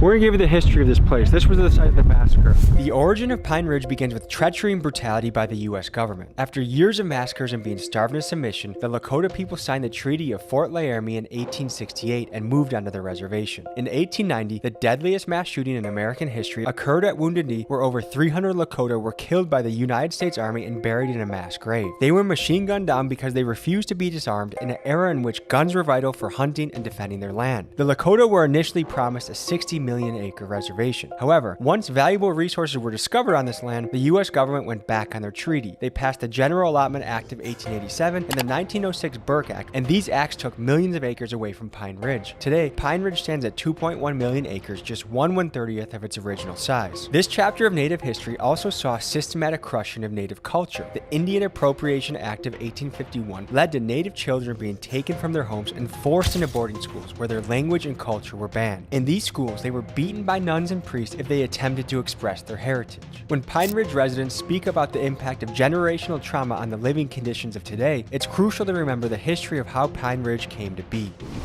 We'll kill it. Your dad is too. There's obviously some very deep trauma in this area. People who are struggling really with addiction, but there's a guy, some people that are struggling, I'm sure, with meth and other things that are getting very close to us and very threatening.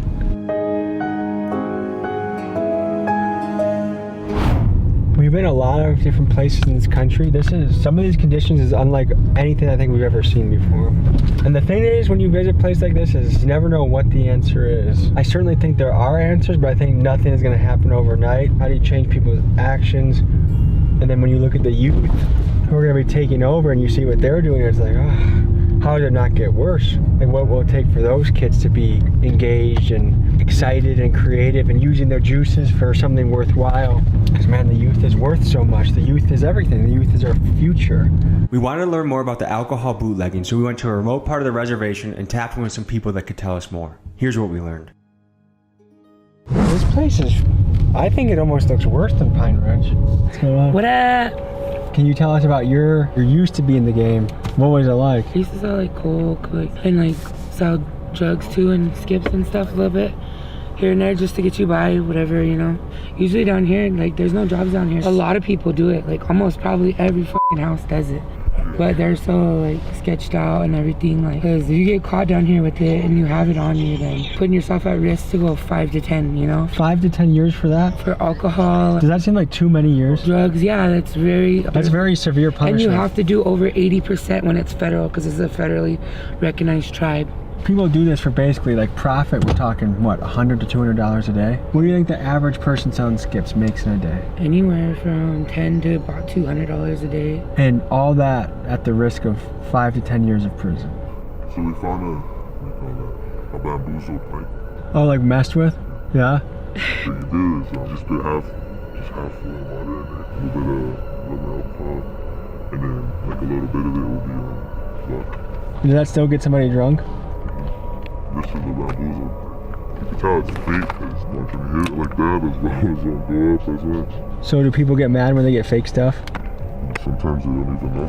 One time, I don't know what it was, but we bought a pint like that and we only drank one, and it got us like drunk or whatever, but then our insides start shaking because it was mixed with something. What do you think it was mixed with? I don't know, probably hand sanitizer or something. That can fuck somebody up. Yeah, you could literally feel your liver shaking. Like what's a hangover like on one of these pints? Like a real bad headache, and probably your insides like shaking and stuff because it's like trying to process the amount of alcohol. I spoke with 2 alcohol bootleggers to learn more about the business, why they do it, the impact on the community, and what they thought about it. Here's what they said. So fellas, we're talking about the business of bootlegging. How common is it on the res? Like, if I wanted to find alcohol, if I wanted to go to a bootlegger, like how many people do I have to choose from, you think? Depends on the housing, whatever housing you go to, each district. There's some people you can go to. If it's in a water bottle, you don't know what they might put in there or whatever, so it's best if you buy it store-bought. So do a lot of people cut it with shit? They usually put Lysol or whatever in there. Then Lysol? Wow. What happens when you drink Lysol? Honestly, Lysol is gonna make you feel ugly, feel stomach sick. Then that's the point where you have to call the ambulance, then they take you in. Is that where they pump your stomach? Yeah. What attracts people to the liquor when it makes them feel so bad? Whenever they're usually hanging over, sick, or something like that, then they go back to it, so that way they can cure it instead of going to the hospital. So that's why it's such a vicious cycle, because the only way to cure the hangover is to drink more. Let's learn about the lingo. So what's bamboozle mean?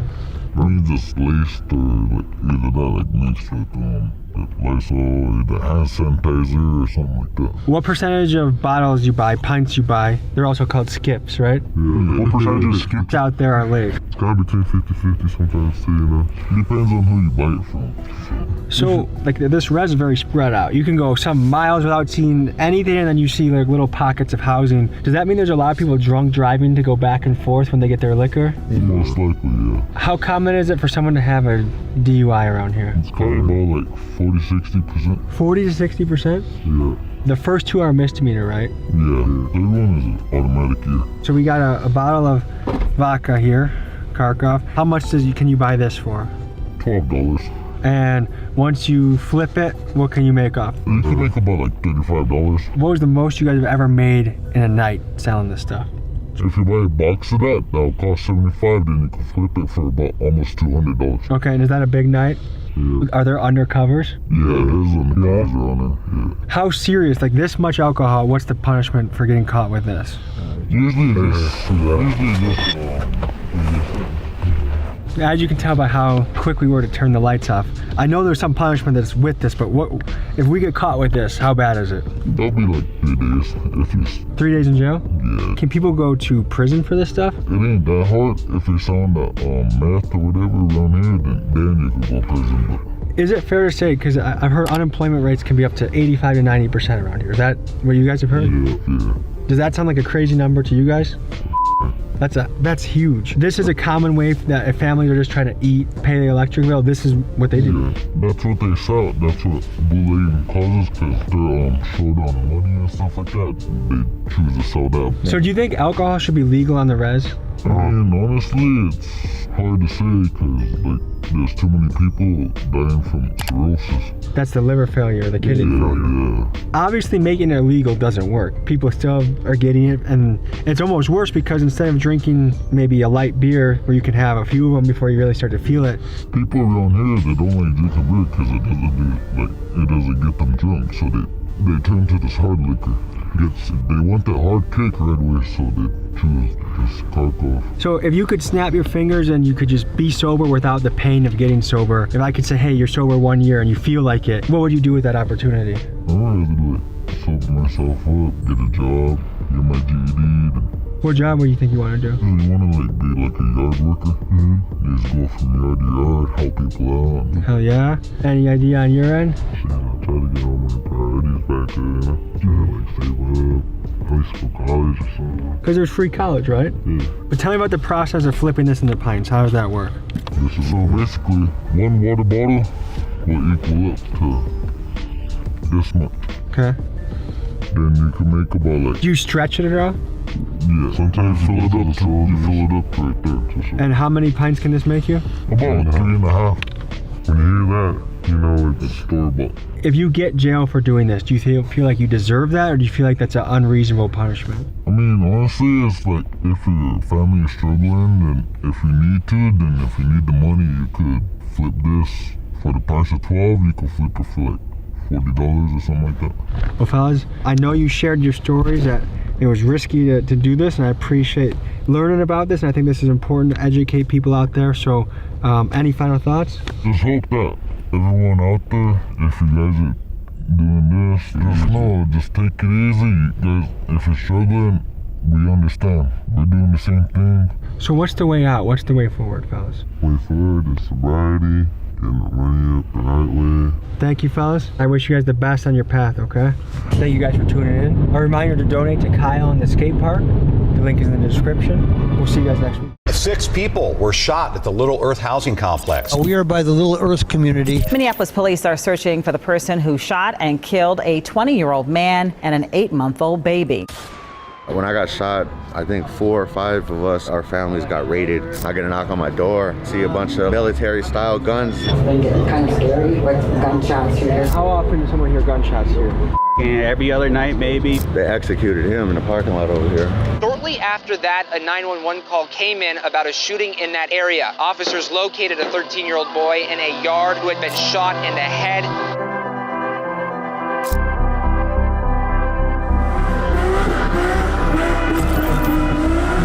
Be little ass motherfuckers with like guns and shit, like 12, 11 years old and shit, running around with guns and shit. Let's cover how the Little Earth Housing Project came to be. The Indian Relocation Act of 1956 was signed into law, and the intent of the bill was to encourage natives to leave the reservations, go into the cities, and quote, assimilate into society. When this was signed into law, thousands of natives flocked from the reservations to the cities under the promise of a good paying job and economic mobility. Many natives from Midwestern tribes, like the Lakota for example, relocated to the city of Minneapolis. These folks were paid to leave their reservation, but once they got to the city, they found themselves cut off from the support system of family and community that their reservation had provided. In 1973, the Little Earth Project was founded as a response to the housing discrimination that many natives faced. Although not officially a reservation, the 90% native population of Little Earth lead many to perceive it as such. The nearly 2.5 square mile of housing project is home to 1,500 people, and over 39 different tribes are represented in this population. This is a place of yin and yang in which it has both a very tight-knit community, but also frequent violence and chaos. The instability is not surprising when you consider the high rates of unemployment, alcoholism, and the fact that 94% of the population is living under the poverty line. Today, we go boots on the ground in Little Earth, the only native housing project in the US, and we move through the neighborhood, talk through the residents, and get a feel for what everyday life is like. Let's dive in. More money, more problems, but bitch, I ain't tripping, cause I want it all. My head has been robbing, my head has been trapping, trying to get the shit off. Niggas say you want war, but I know he don't want to get caught in that cross. Fuck your hoe one time, then I'm done that, tell a little hoe get lost.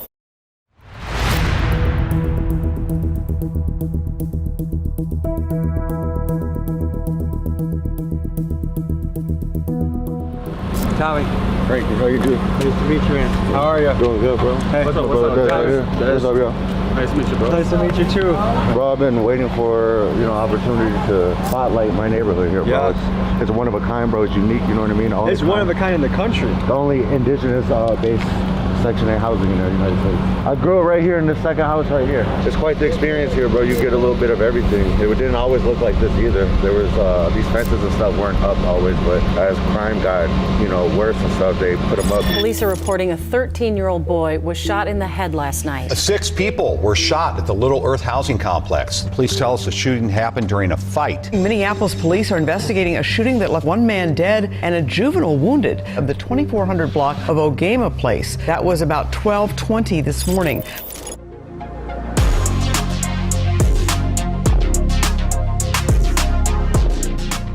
Yeah, these garbage cans have been here forever. I remember as a kid, these actually burnt up. Somebody threw charcoal in here and they lit on fire and they haven't changed them since. There's 2 sites to Little Earth.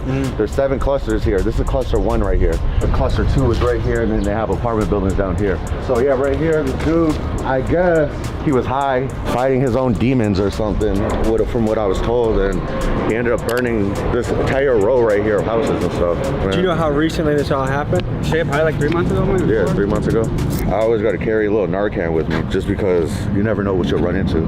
I've seen people that are overdosing and I couldn't help them, you know what I mean? A couple years ago, one of my brothers died actually in my bathroom. Like he overdosed in the bathroom and me and my brother found his body on the toilet. Like it was really difficult because we had to lift him up and pull his pants back up on him. And as we're bringing him down the stairs, his mother knocks on my door, and I didn't know that she knew where I lived even. So it was just like a movie almost. That after that, we brought him to the hospital, and yeah, he didn't make it. You know, I wish I had Narcan at the house because of it. So after that incident, like I decided it's best just to keep Narcan with me.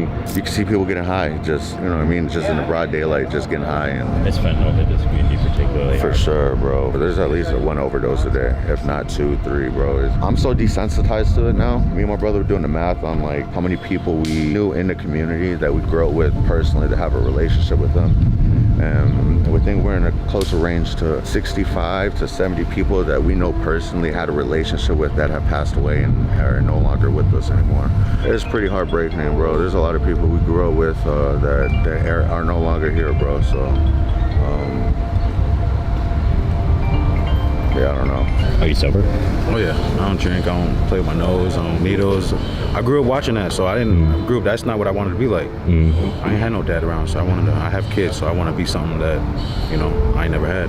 And then me and my brother ended up getting our unit right here until we got kicked out. What made you get kicked out? My brother right here was fighting, and the dude kept trying to get to his friends. We went outside prepared ready to fight with drama, you know what I mean? And during that time, I had my concealed carry.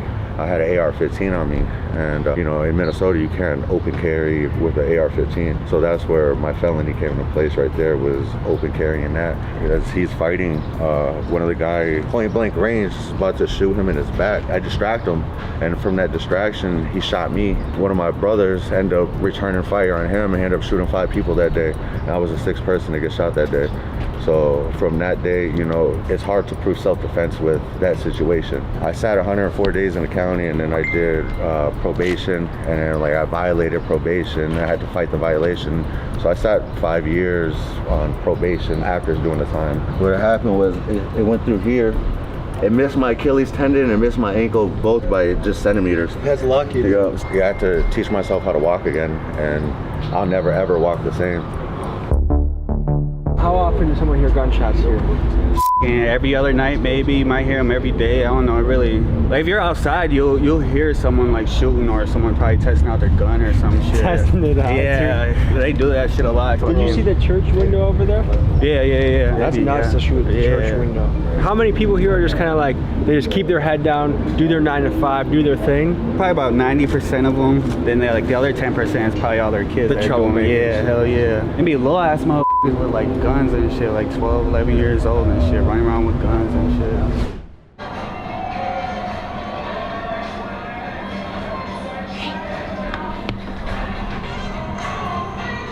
I'm just a great grandma. I stay at home. I'm raising her. I've had her all this time. I'll probably have her till she's 18. Come on, Victoria. Grandma Rose was kind enough to invite us into her house as she was making lunch for her great-grandkids. I always enjoy talking with the elders of the community, and here's what she had to say. How long have you lived in Little Earth? Okay, when I first started coming to Spain, my daughter lived on the corner end here. She was here for like about 12 years. I had stayed with her for probably a little over a couple of years, and then I got my own place, and I lived over at Phillips Towers. And then Little Earth gave me a call and said they have a place open for me. Oh, so you're gonna get on a waiting list to make it to Little Earth? Yeah, usually takes almost 5 years, I think, to get in here. And what was it like getting that call that you got in? I was so happy because I really feel a lot more safer here.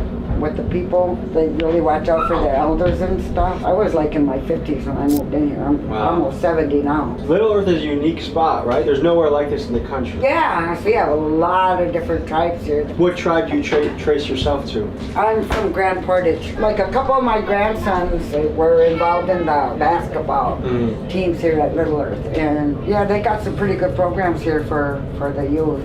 But I pretty much stick to myself around here because, I mean, just lately it just seems like it's been getting kind of scary with gunshots here, gunshots every now and then and stuff. And it gets pretty close. And I worry about my great-granddaughter and stuff. I mean, because there was just a couple years ago, a little girl got shot. I mean, it was by accident, but it gets kind of scary with that. Do you wish there were stricter gun laws?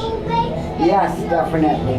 There's too many young kids with that. You know, I mean, with the teenagers stealing the, you know, basically from what I heard on the news, the Kias and I don't know what other kind of car, that's pretty typical of that. And they're just getting like a slap on the wrist with the law. Like, what should be the punishment for a kid if they steal a car? What I think, when I grew up, I was a teen, got in trouble. If you got in trouble, they sent you away. They had the county home school. They had the St. Cloud Children's Home. They had Red Wing for the boys. They had Totem Town for the boys. And you know, and then they had Sac Center. I mean, for juveniles, if you got in trouble, you know, like you got sent to one place, you know, go home and get in trouble again. Then you get sent to, you know, a more stricter place. And I think they should bring that kind of stuff back. Something is wrong in society if we are afraid of a 14-year-old. Exactly.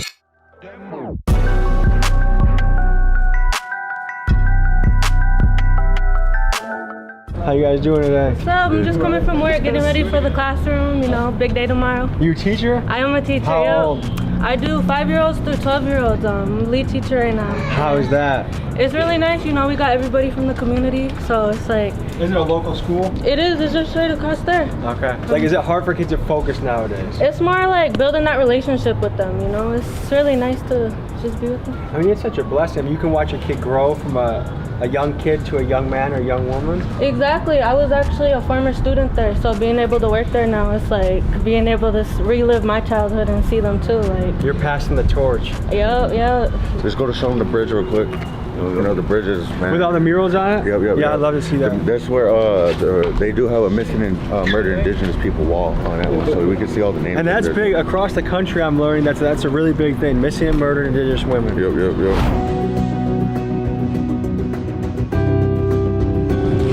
So right here, this is the Lear office right here. This is where like they keep the statistics over here. They got like college people to help sign up for college over here. This is the Boys and Girls Club over here too. So that's where the youth go during either summer or daytime and stuff. Both do you places. feel like there's enough for youth to do around here? There is, bro. There's definitely enough to do as long as kids are willing to go to it, or you know. So it's there if they want it. Enough, yeah. If it's interesting enough for the kids, then yeah. Yeah, I don't know when they got when they put these. Like, you can't even use this anymore. So yeah, you can't. They people get high right here, bro. This is where you get high at, bro. Like you're rolling up, or I don't know, whatever right here. But yeah, this is the spots that they're using to get high at. So right no here. one can even use this bridge anymore. Not no more. You can walk the long way. You can see the roof part. I think there's a camera under one of these walls on like the second floor up here. And then on one over here too. On the other side of the street, there's cameras facing it. And then is there still a camera under? I thought they had one under one of these. I'm not sure, but basically it's ran under CCTV, bro. He used to work dispatch. Yeah, yep. You've seen somebody we grew up with get murdered, like literally, like. I just went into work that night actually, and eventually finding out, seeing what happened, and it was unfortunate. You know, somebody got murdered on the other side of the street by these apartments. I never seen someone take death like that. They knew he was gonna die. Yeah, you could. He just sat down and they point blank executed him. Yeah, basically, yeah. But if I'm being honest, he really accepted death, and you know that's crazy. That was happened in 2018. That was March 24th.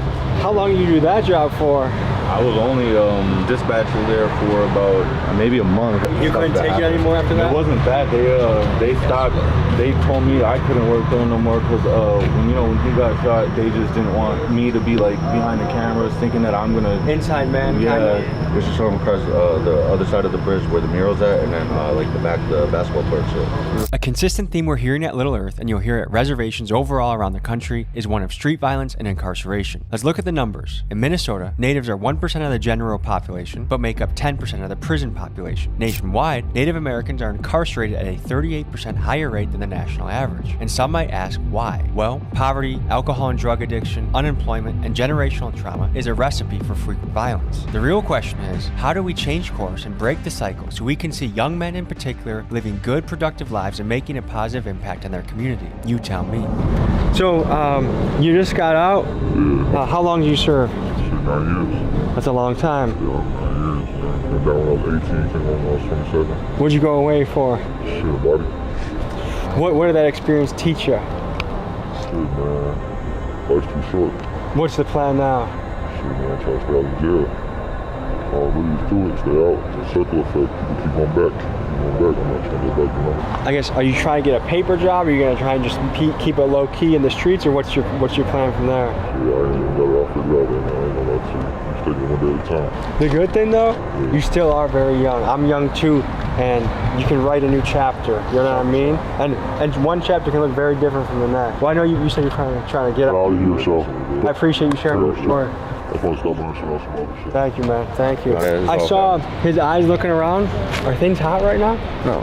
Okay. It's just, bro, being in this neighborhood, bro, it's just, he hasn't been here 9 years, you know what I mean? And he's institutionalized. Yeah, that's his, bro, exactly. That's institutionalized, bro. For being gone 9 years, I can only imagine what he's feeling after that. And he's less than a week out, right? 4 days, I believe, yeah. So things are, like, he's in a big adjustment period. Yeah, definitely. Yep. 9 years is a long time. Yeah, a long time, bro. Shit. A day in jail is a long time. Dude. Yeah. A week in jail.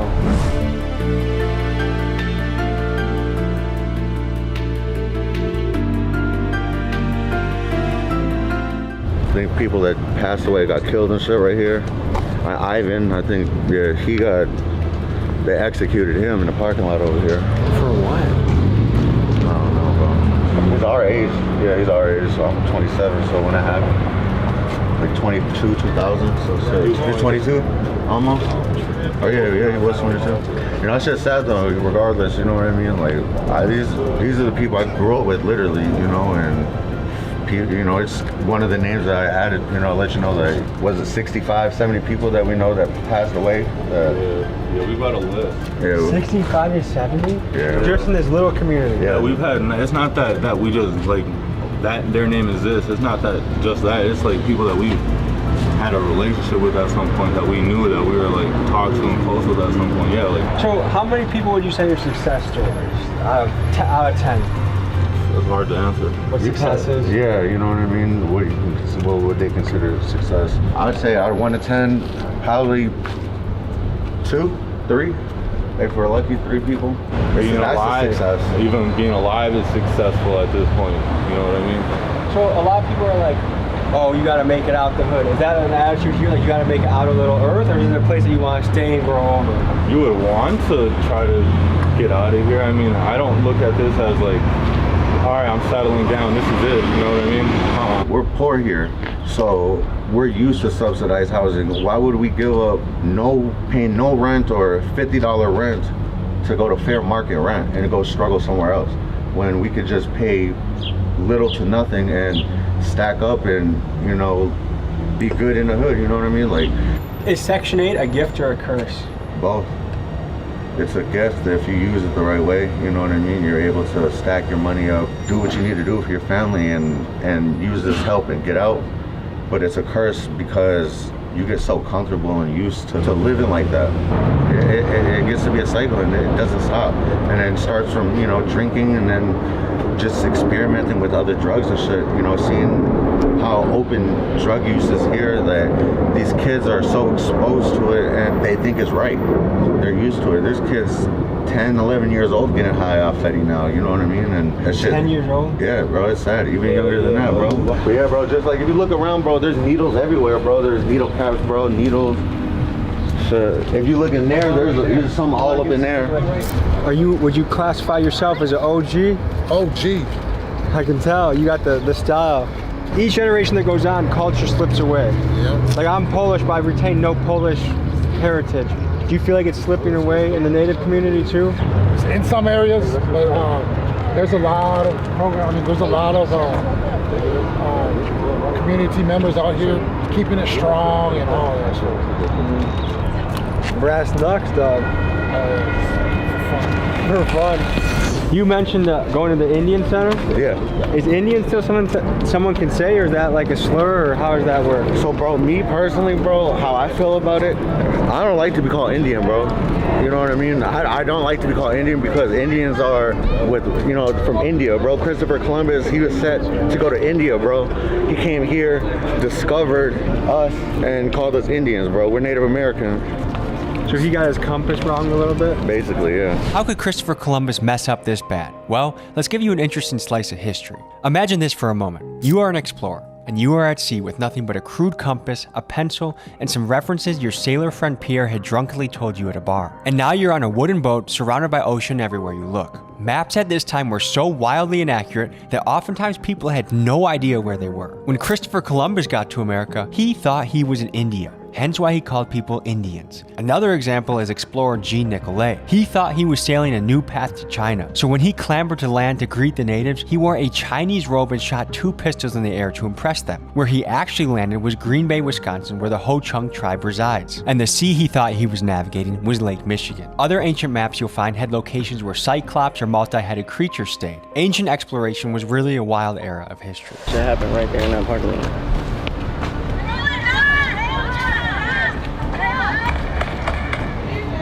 Holy right shit. There.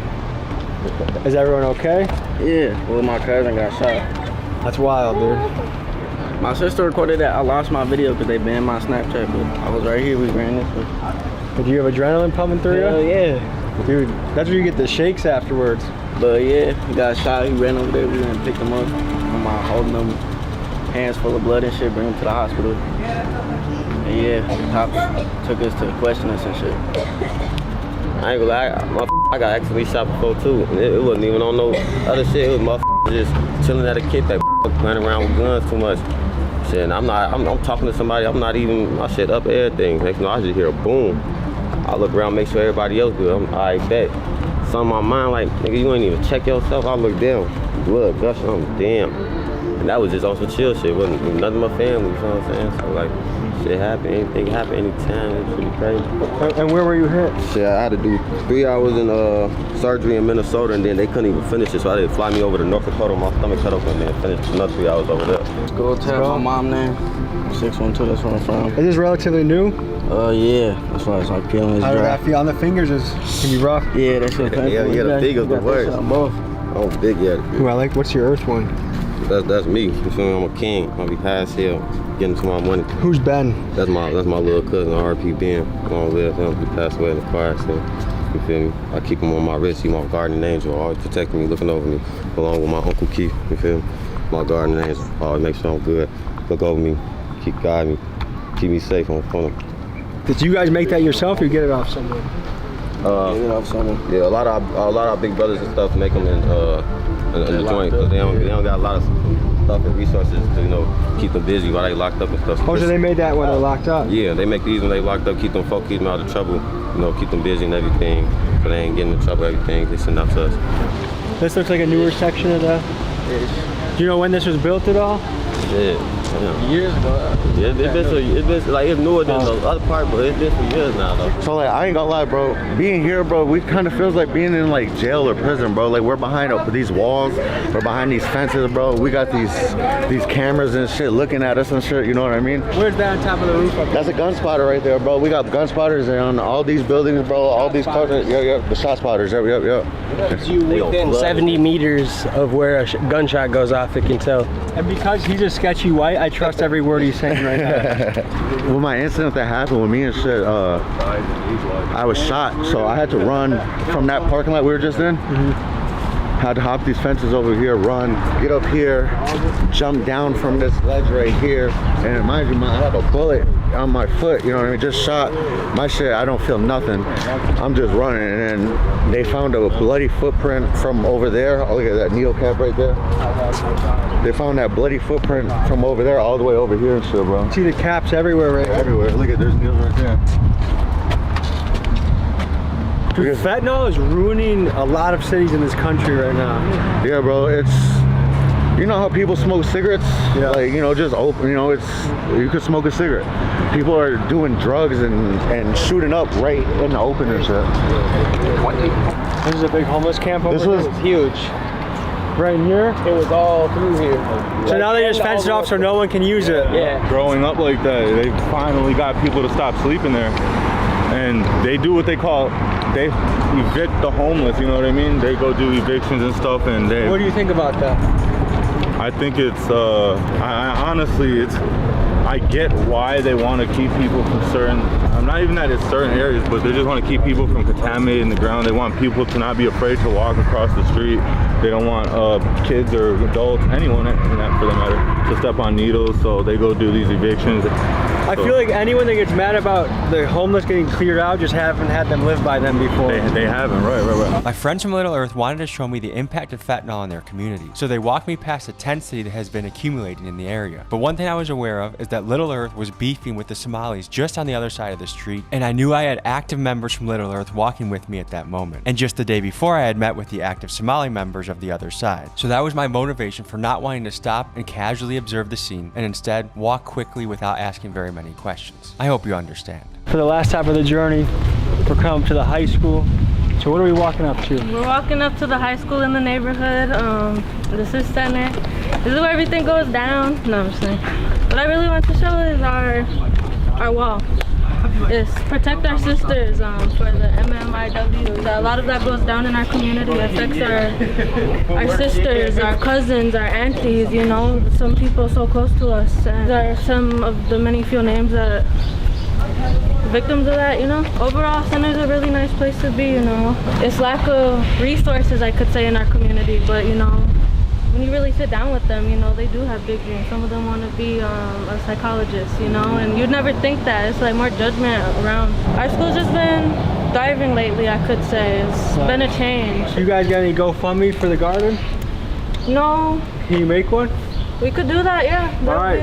I'm going to put the link to the GoFundMe in the description. You want to help grow a community garden for the kids? For the kids, for the families. We want to be able to bring food home, be able to cook with natural ingredients. That's what it's all about, the community, the children, the female, protecting, keeping everybody safe, bringing everybody up together. So we can all be one big happy family, build off each other. I dig it. So on that note, hey, if you want to bless the GoFundMe, please do. Link is in the description. Let's send some blessings this way, and I appreciate you guys joining me. See you next week. Peace.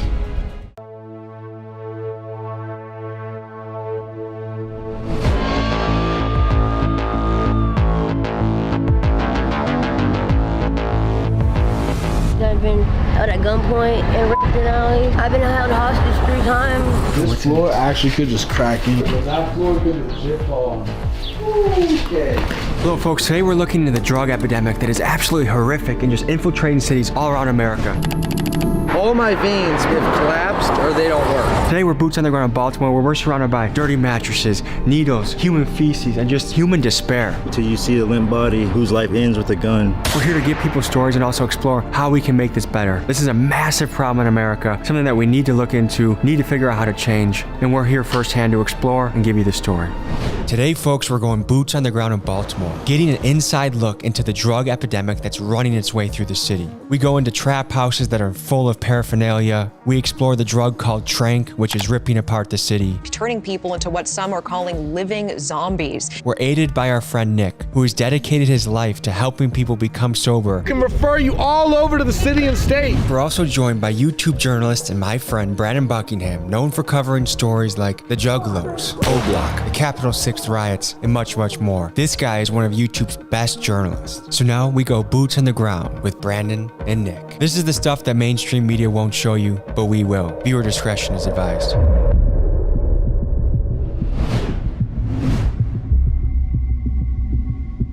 We're pulling into West Baltimore today, the second most dangerous city in America. And right now the city is in a state of emergency due to a drug epidemic. They're mixing fentanyl with xylazine, which is an animal tranquilizer. Putting it together, it's kind of the Kensington zombie effect. Their attorney general is petitioning to make it a state of emergency. There's dozens of news articles about it. It is really affecting the city. And today we're meeting up with a local contact that is dedicating his life to helping people in these situations. We'll see you on the streets. So we're investigating tranq today. Have you heard of that? Of course, tranquilizer. That's been going on for years. It's nothing. Really? New. Just a different name. And is it really flooding into the city right now? In downtown Baltimore area, it might be more prevalent. It's more prevalent in East or West Baltimore? West. If you were mayor, what would you do to help this issue? I would probably try to clean up the Lexington Market area. That's pretty much the hub of the drug trade downtown. Are you trying to incarcerate people? Or do you give them other opportunities? Other opportunities, drug treatment, things of that nature. My name's Nicholas Johns. I'm an outreach specialist. What I do basically is street interventions on places like West Baltimore, Philadelphia. I go into the streets and approach people that are in active addiction or states of homelessness and offer them an immediate route to remedy where their life is at. What is the drug primarily that's ripping apart the city right now? It's fentanyl. You know, before it was fentanyl, it was heroin.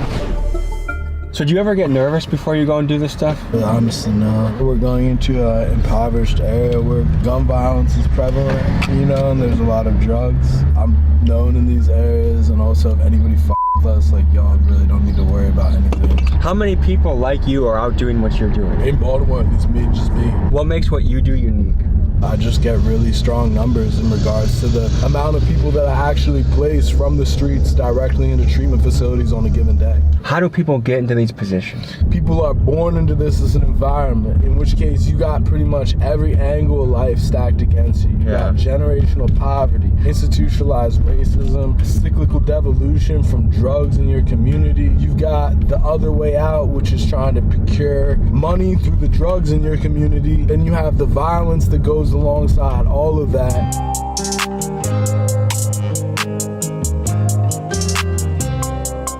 Where is this stuff coming from? Is it Mexico? Is it China? The analog for fentanyl is largely being produced within China and also Mexico. Xylazine is, you know, that's like a veterinarian drug used to sedate animals. The average citizen, you're seeing an abandoned building, but to someone who could be battling opioid addiction right now, they see a place for shelter, a place to use substances safely, and they actually will sleep and live in a lot of these buildings.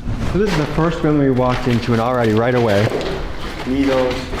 I imagine it's a spoon for heroin, or? Yeah, so that's like a cooker. Somebody would use that to cook up whatever substances they were injecting. That's actually the same thing. That's also a cooker. Needles right there. You got the cigarette butt, but then you got the needle end cap right there. Do people sleep in here? I doubt it. People definitely get down right here. Right there's another cooker. So we're at 3 cookers. This actually probably isn't even that frequent of a spot. Try and imagine living in an area where this is happening next to your house. You got dilapidation. It's infested with drugs and litter. And imagine being a kid growing up, seeing this every day when you walk to the bus to school, every day when you go to the corner store, what it might do to your psyche. I wanted to ask, coming into places like this, they kind of provide protection from police, right? A safe place to get high and not have to worry about the cops arresting you. Police in Baltimore really aren't preoccupied with people getting high unless it's people getting high in very like upper class areas. Otherwise, you know, they're worried about gunshots here. They're worried about murders here. That right there, that's for smoking crack.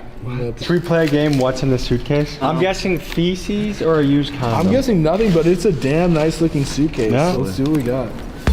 Oh, advanced plastic sheeting. A rechargeable arcade card. I'll be honest, this is what I was in it for. I've got what I need. I'm gonna go hit Dave & Buster's. Appreciate your time. Just one step outside of this abandoned building, I stepped directly on this needle, hidden in the brush, exposed needle.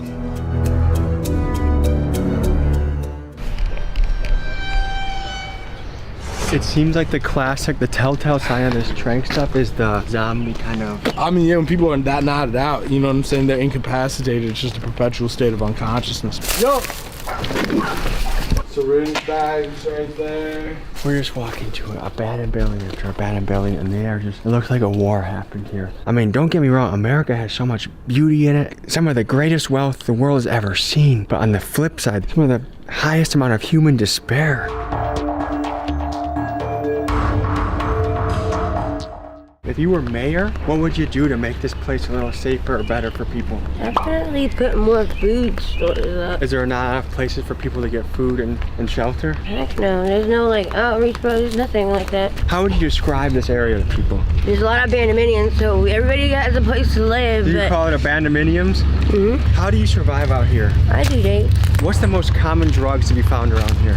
Heroin and crack. How'd you get to here? Everybody that ends up here gets stranded here. We came to cop. We got caught because it's like a fast life. So and it's everybody gets stuck like this. So do you feel stuck right now? Almost. How much money do I need to find drugs around here? I don't know. It's if you can find them. I mean, not everybody's friendly. Do you know anyone that has passed away from an overdose? I don't know anybody. It's common.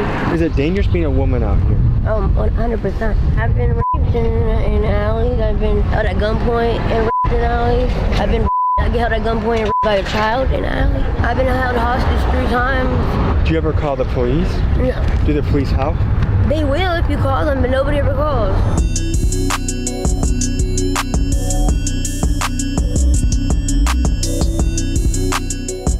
How did we get here? You know, the drug epidemic is one thing. That has started back in the 70s. It has progressed to what it is now. Now we have a lot of carjackings, crime, murders, and killings. In my early 20s, a lot of stuff that's going on now, I didn't have to deal with. It's now just me out here doing what I have to do to survive, and then you have a bunch of people with no opportunity. They're gonna do what they know how to do. What we are about to do is walk into the trap houses. There could be junkies, there could be needles, there could be who knows what around the corner. We're walking into these buildings and seeing what we find. We was using it here, see all by the ground. Works. I'm sure we go upstairs. Like Work just laying for the paraphernalia. Yeah. Do you think this is someone's spot? Yeah. They had a fire going in here.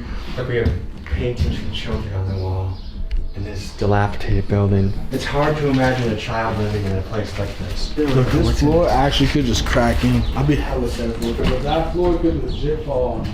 Okay. Is it scary living here? I'm not personally scared, no. Some people are. There's a lot of drug dealing, rivalries. If you were mayor, what would you do to make the drug issue be better? If the dealer's in jail longer, they're not staying in jail long enough. They literally set fires inside the house, you know, a metal trash can or something, and it gotten out of hand and caught on fire. Several are burnt down. They've found bodies in there when they're burnt, you know, after they're put out. They need to tear them down. What's going through your head right now? I was chilling, having a good day with y'all. This is a normal day in the life of Nick, right? Yeah, this is pretty standard operating procedure, but I'm having a good day. I've known about this stuff for a while, and I've known like a lot of people I grew up with would come down here to buy drugs, but actually being on the inside behind the boarded up windows, it's pretty fascinating to see the conditions that people live in, you know? Like it's easy to watch a TV show about it or read a book about it, but when you actually are walking through the needles, walking through the dilapidated buildings, and talking to people that you can just tell are in a very tough spot. I mean, when you look at these living conditions, it kind of gives you a good understanding of how this drug affects you. If you're willing to live amongst that, the trash and the filth and whatnot, like obviously it has a really, really strong hold on these people, and it's not as easy as just stop. Sometimes I feel like people potentially feel like they're happier sitting by the fire where they're at versus trying to climb up or down a level. But one thing, point that I'll give kudos to Baltimore on, of all cities I've worked in, they have such an immediate ease of access to treatment here, 24/7, multiple places that you can just show up, have no ID, have no insurance, and by the end of the day, you're gonna be enrolled in an inpatient treatment facility with a rent-free place to live, 6 to 9 months. You're gonna have full case management services. They help you get things like TDAP, food stamps, birth certificate, social security card, ID, job placement. So there definitely are organizations here that are ready and willing to help people build back their lives up from the chaos and the death that this is out here.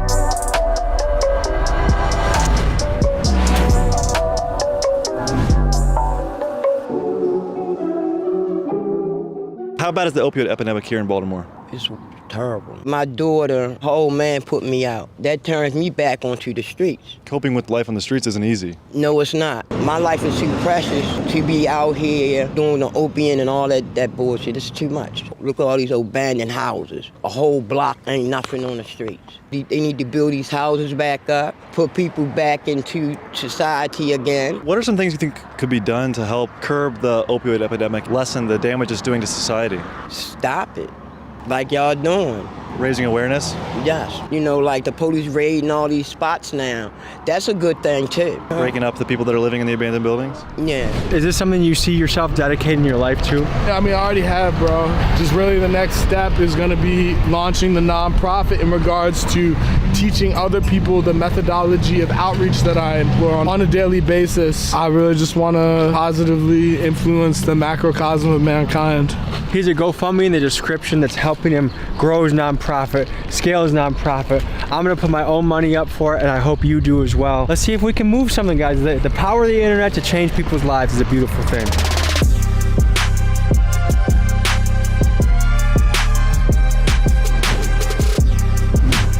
There's a huge drug issue. What is your commentary on that? The reason I came out here was because I'm an addict. I'm originally from Carroll County, so it was easier to obtain drugs at a cheaper price. I was in treatment. I was living out Frederick at a place called Solid Ground. I was actually 2 years clean. I relapsed, so I came out here with the expectation to continue using. How long ago was that you relapsed? This was exactly April last year. Damn, man. I shoot up, right? Yeah. The only place I can actually go is in my neck. All my veins basically have collapsed or they don't work.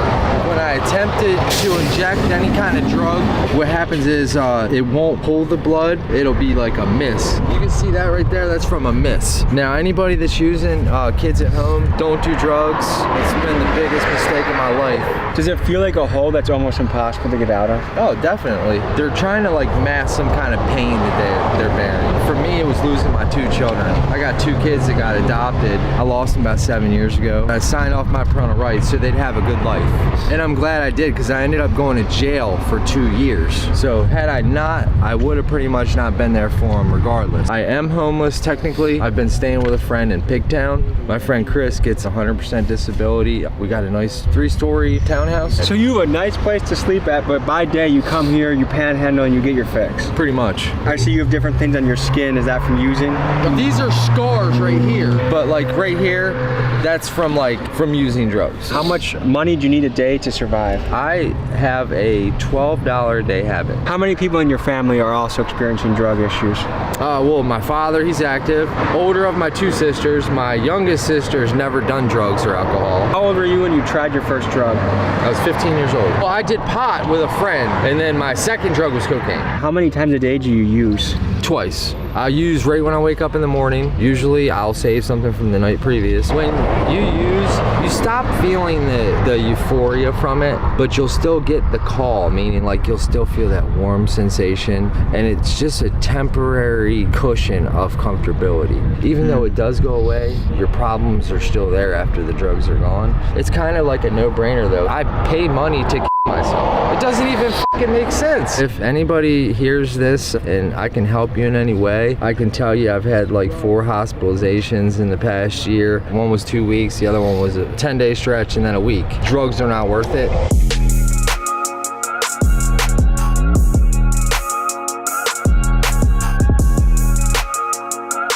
We got some of your poetry here. Do you mind if I read some of it, or do you want to read it? Kind gets stuck like elf on the shelf. Now you're a fiend shooting dope and killing on yourself. Your brain starts to change and soon starts to corrode. Your age is still young while your body and soul feels old.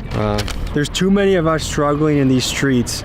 The sickness out here is a crippling disease. The junkies out here, parents, kids, and friends, this vicious cycle we live never seems to end. That's powerful, man. What is it like living here? It's crazy. I was actually born in Germany. I was an army brat, so I've lived in like 7, 8 different states. My parents actually live on a golf course. After college, I kind of, did some stuff on my own, and me and my girlfriend wound up here.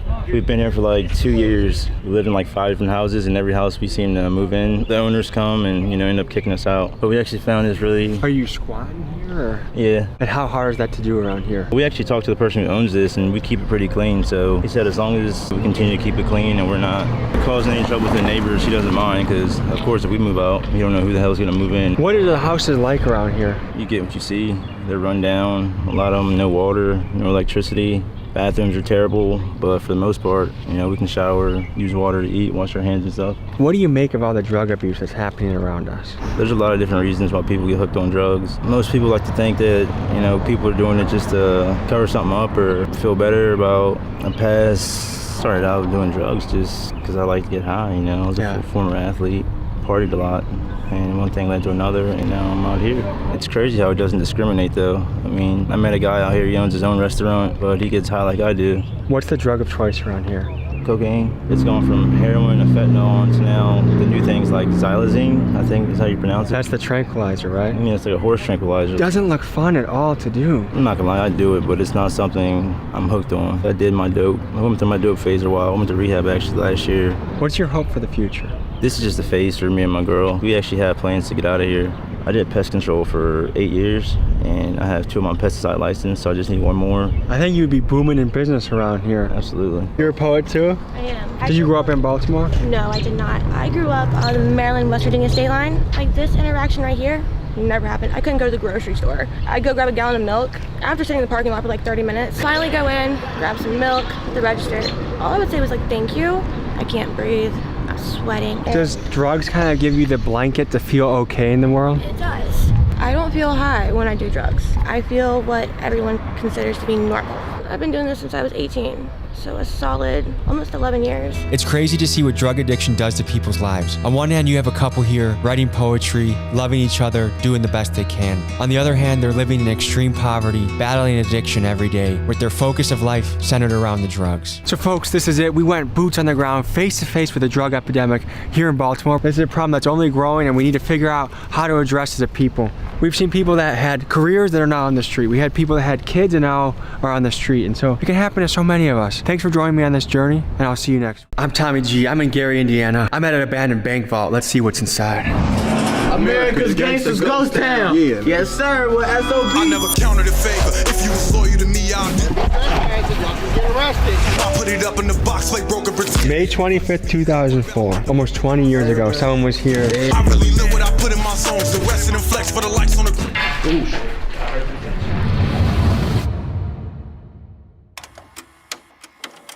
At one time in history, Gary, Indiana was a booming American city. It was founded in 1906 by U.S. Steel as a site for their new plant, Gary Works. By the 1920s, it was a place where Black Americans and European immigrants came to seek prosperity working in the steel mills. At its peak in the 1960s, over 178,000 people called Gary home. Then things got bad. The steel mills closed, jobs went overseas, and Gary began to deteriorate. By the 90s, it became one of America's murder capitals. And by 2021, the population had dropped to 68,000. Currently, a third of the homes in Gary are abandoned, and the crime rate remains high. We hit the streets with gangster rapper SOBOD and his crew. Here's what he sounds like. I've been dropping shit, trying to go too fast, don't feel like stopping it. Doing all of that wolfing through that phone, what got your partner hit? Bad as fuck, I've been stepping on shit, ain't have no pocket piss. That AI pistol can't go in my pants, I bet the Glock will fit. Join us as we explore America's gangster ghost town, Gary, Indiana. So we're here. It's a beautiful morning here in Gary, Indiana. And we're here to meet some local rappers who are going to join us for the exploration. Good to meet you. Good to meet you, my boy. This is Zach. Z Sitchy, aka SOB Zach. And folks, today we got... It's the word, Big General, SOBLD. How y'all coming, man? Okay, so we're exploring America's gangster ghost town. That's what I'm calling Gary, Indiana. What do you think about that description? I f with it. Yeah? Yeah. You think it's an accurate description? Yeah, it matches. It matches for sure. Describe Gary in 3 words. I don't know. Scary, and scary. You know? So have you guys ever gone exploring in your city like this? Nah. Hell no. We be put up, bro. We just cause crime and get up out of here.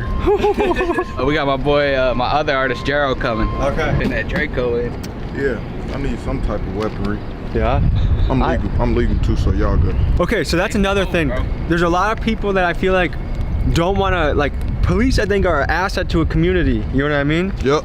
Like, what is your take on that? They not an asset to No? this community. Hell no. Okay, so if someone is shooting up your mom's house, don't you think you want to call the police? No, hell no. No? They not gonna come. My friend got shot in my front yard. The police ain't come till he died, like 20 minutes later.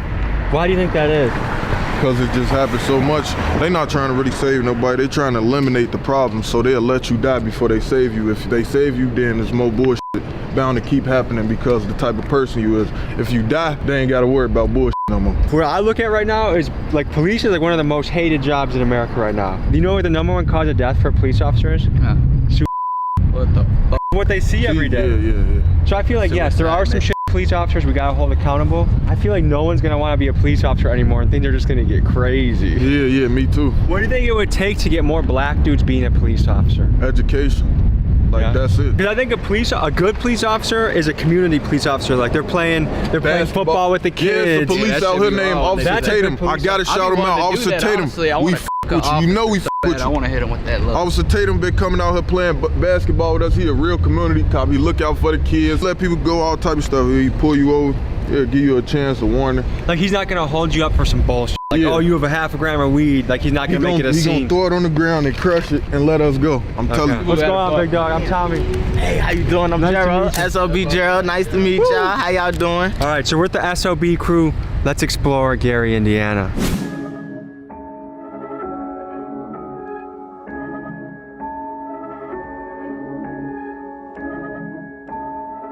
Damn. This is a church or a school? It's a church. Bro, it's a noose over there. So guys, at one point, Gary was one of the fastest growing cities in America. It was booming. Yeah. Do you guys remember, like, do you have grandparents that told you about that or that can remember those times? My sister told me in like 63 it was. It ain't been like that for the longest. I feel like in like 10 years after 63, that's when stuff started going downhill. Like when it became the murder capital and stuff, that's when stuff started going downhill. So what was it like growing up in Gary, Indiana? That shit fun, I ain't gonna lie. It's not like Chicago, but it's like you forced to bond with everybody around you. It's a good experience. Yeah, definitely. Should we check out the upstairs? Yeah, we can go upstairs. Let's see it. Let's check it out.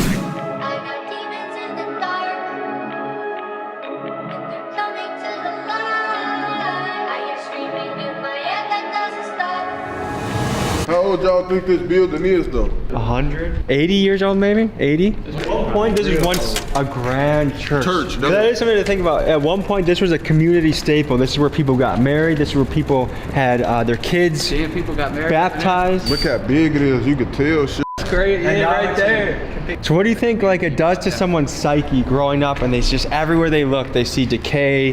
That shit make you like, that motivates you. Yeah, it turns you to a different person. Like, you know you gotta get out this environment. So that's why I took, I looked around me when I was like 14 and my family, the environment made my family change too. Like we wasn't really how family was supposed to be. We was into it and separating and that turned us against each other. So once you got more and you could do more for yourself or your family, that only brings more happiness. So that's what he behind me playing, ain't he? Yeah. No, I was just saying. So how does something like this collapse, you think? We getting older and older. Yeah, the decay and shit. All the rain getting inside, probably getting wet and stuff. Mm-hmm. I feel like this is a metaphor for life. Like if you don't keep things built up and maintained, everything collapses. It could be your career, your family, your city. If you don't put in the work to keep it good, it's gonna all collapse. Oh, yeah. All right, let's find a basement entrance that's not gonna collapse on it. Because if there's ghosts in here, they live in the basement. I was researching ghosts the other day. Right. So our mission is either to go to the basement or go to the top. I'm trying to see some scary shit. Yeah? Yeah. Let's go hunt for ghosts right now. Come on. Bro, there's a room called hell. What? I feel like out of the group, you're the one that's most likely to go there, so why don't you lead the way? Fuck it. Oh, fuck no, bro. Oh, shit. Yeah, we're gonna die. I mean, if I was stuck here for eternity, I would think that's hell too. So do any of you guys feel any paranormal activity down here? A couple spider webs. A little bit of a weird urge. A weird urge. His flashlight is his gun. This bitch has got some power to it. Oh, it looks like it. Ooh, shit. Oh no, I heard that shit. That shit scared the fuck out of me. Y'all heard them talking? Health workers outside.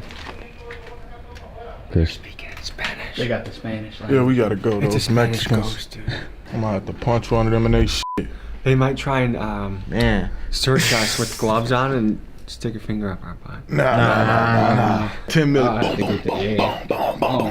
Should we go to the bank? There's an abandoned bank. Fuck it. It is? Yeah. Let's do it. We can get into the safe. We at the bank. Let's do it. We need the vault. I got a crowbar in the trunk. Yeah, I got a shovel and a rope. That sound like He's definitely the crazy guy of the crew, huh? So like I like seeing this when you drive around, you see all these fresh brick buildings, nice developments. Like it does show that some of the city investment is actually working and making it nicer. And like if you grow up on, like look how much block by block. One block, boom, ready. The other block, totally abandoned, just like that.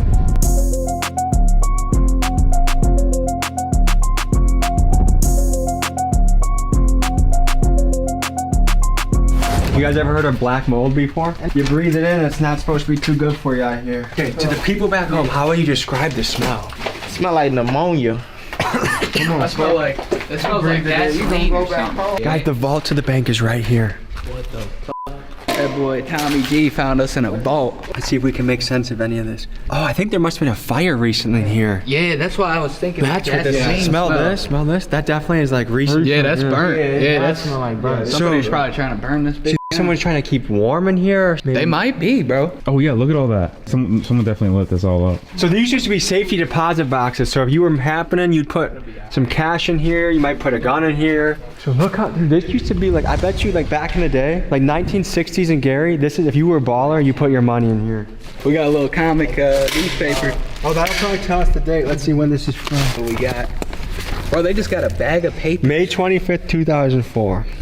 Almost 20 years ago, someone was here. Damn, somebody was here reading. And there's like yellow splotches on there. Wait, minimum wage is $8.25. I thought it was $7.25. They bumped it up. Yeah, $7.25. $7.25? Yeah, $7.25. So can you imagine doing 40 hours a week? What are you making like $300 a check. My cousin be making minimum wage. How do people live off of that? Check. He be living with his mama. How much does rent cost out here? $1,200 for one bedroom. What? For a studio. Yeah. You can't live by yourself working full time off minimum wage. Do you think there's an issue with that? Yeah. And what do you think should be done?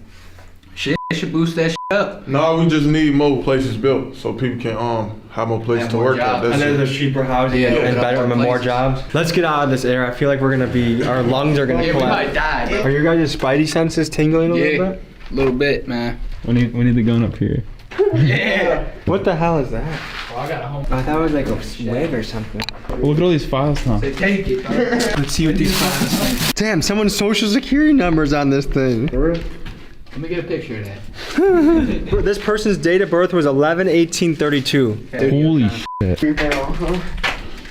Oh, good. What diseases can you get from breathing in air like this? Mesothelioma.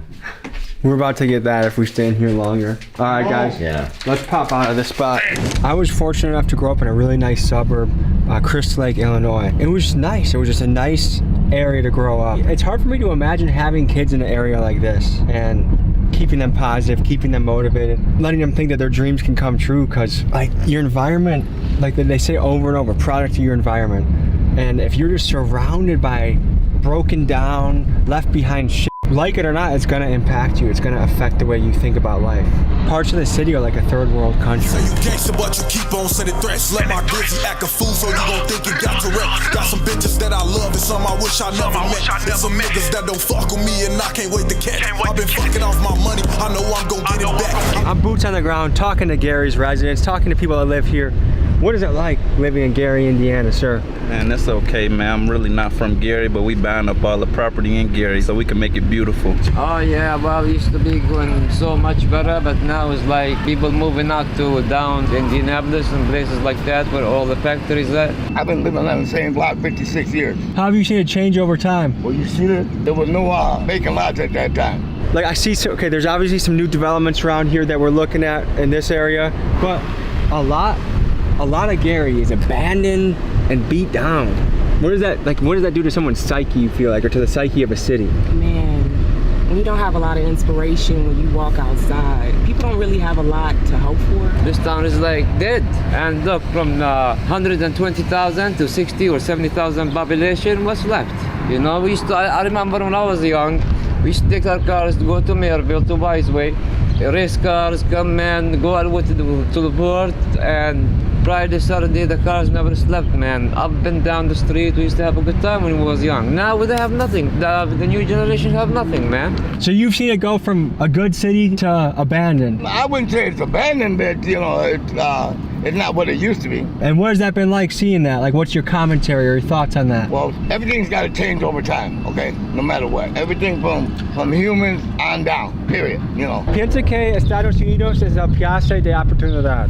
Uy, aquí hay muchas oportunidades, la verdad, para todos nosotros los centroamericanos, hispanos y latinoamericanos. Hay personas que viven en Estados Unidos que piensan que es un lugar muy horrible, sin oportunidades. ¿Qué piensas sobre esto? Yo pienso que uno mismo se da la oportunidad, no te importa que te estén dando $10, $12, lo que importa es superarse. Muchas gracias. Muchas gracias. Are you optimistic for the future of Gary? Gary is #1, and Gary is going to come back better than any other city in the United States of America, man. Even better than Florida, California, whatever you call it, man. We got the Lake Michigan, man. We got the U.S. Steel, man. Added with to Michigan City and maybe South Bend even. Gary is the best, man. Gary is #1, U.S. Steel. That's the name of it, U.S. Steel. What do you see for the future of Gary? Either it goes or it dies, period. Make Gary great again. Make Gary great again. All right, hey, appreciate you guys. Right, thank you so much.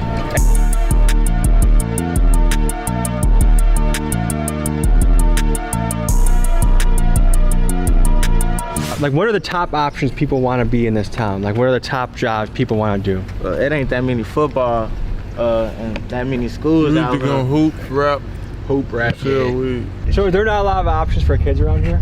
No, here on the real. So the school we're about to go into recently had a case of goodies right there. You said who? We're filming a music video. No, we're filming a music video. Yo, they call me Tommy. I'm the baddest rapper. Music video, right? Hey, how are you?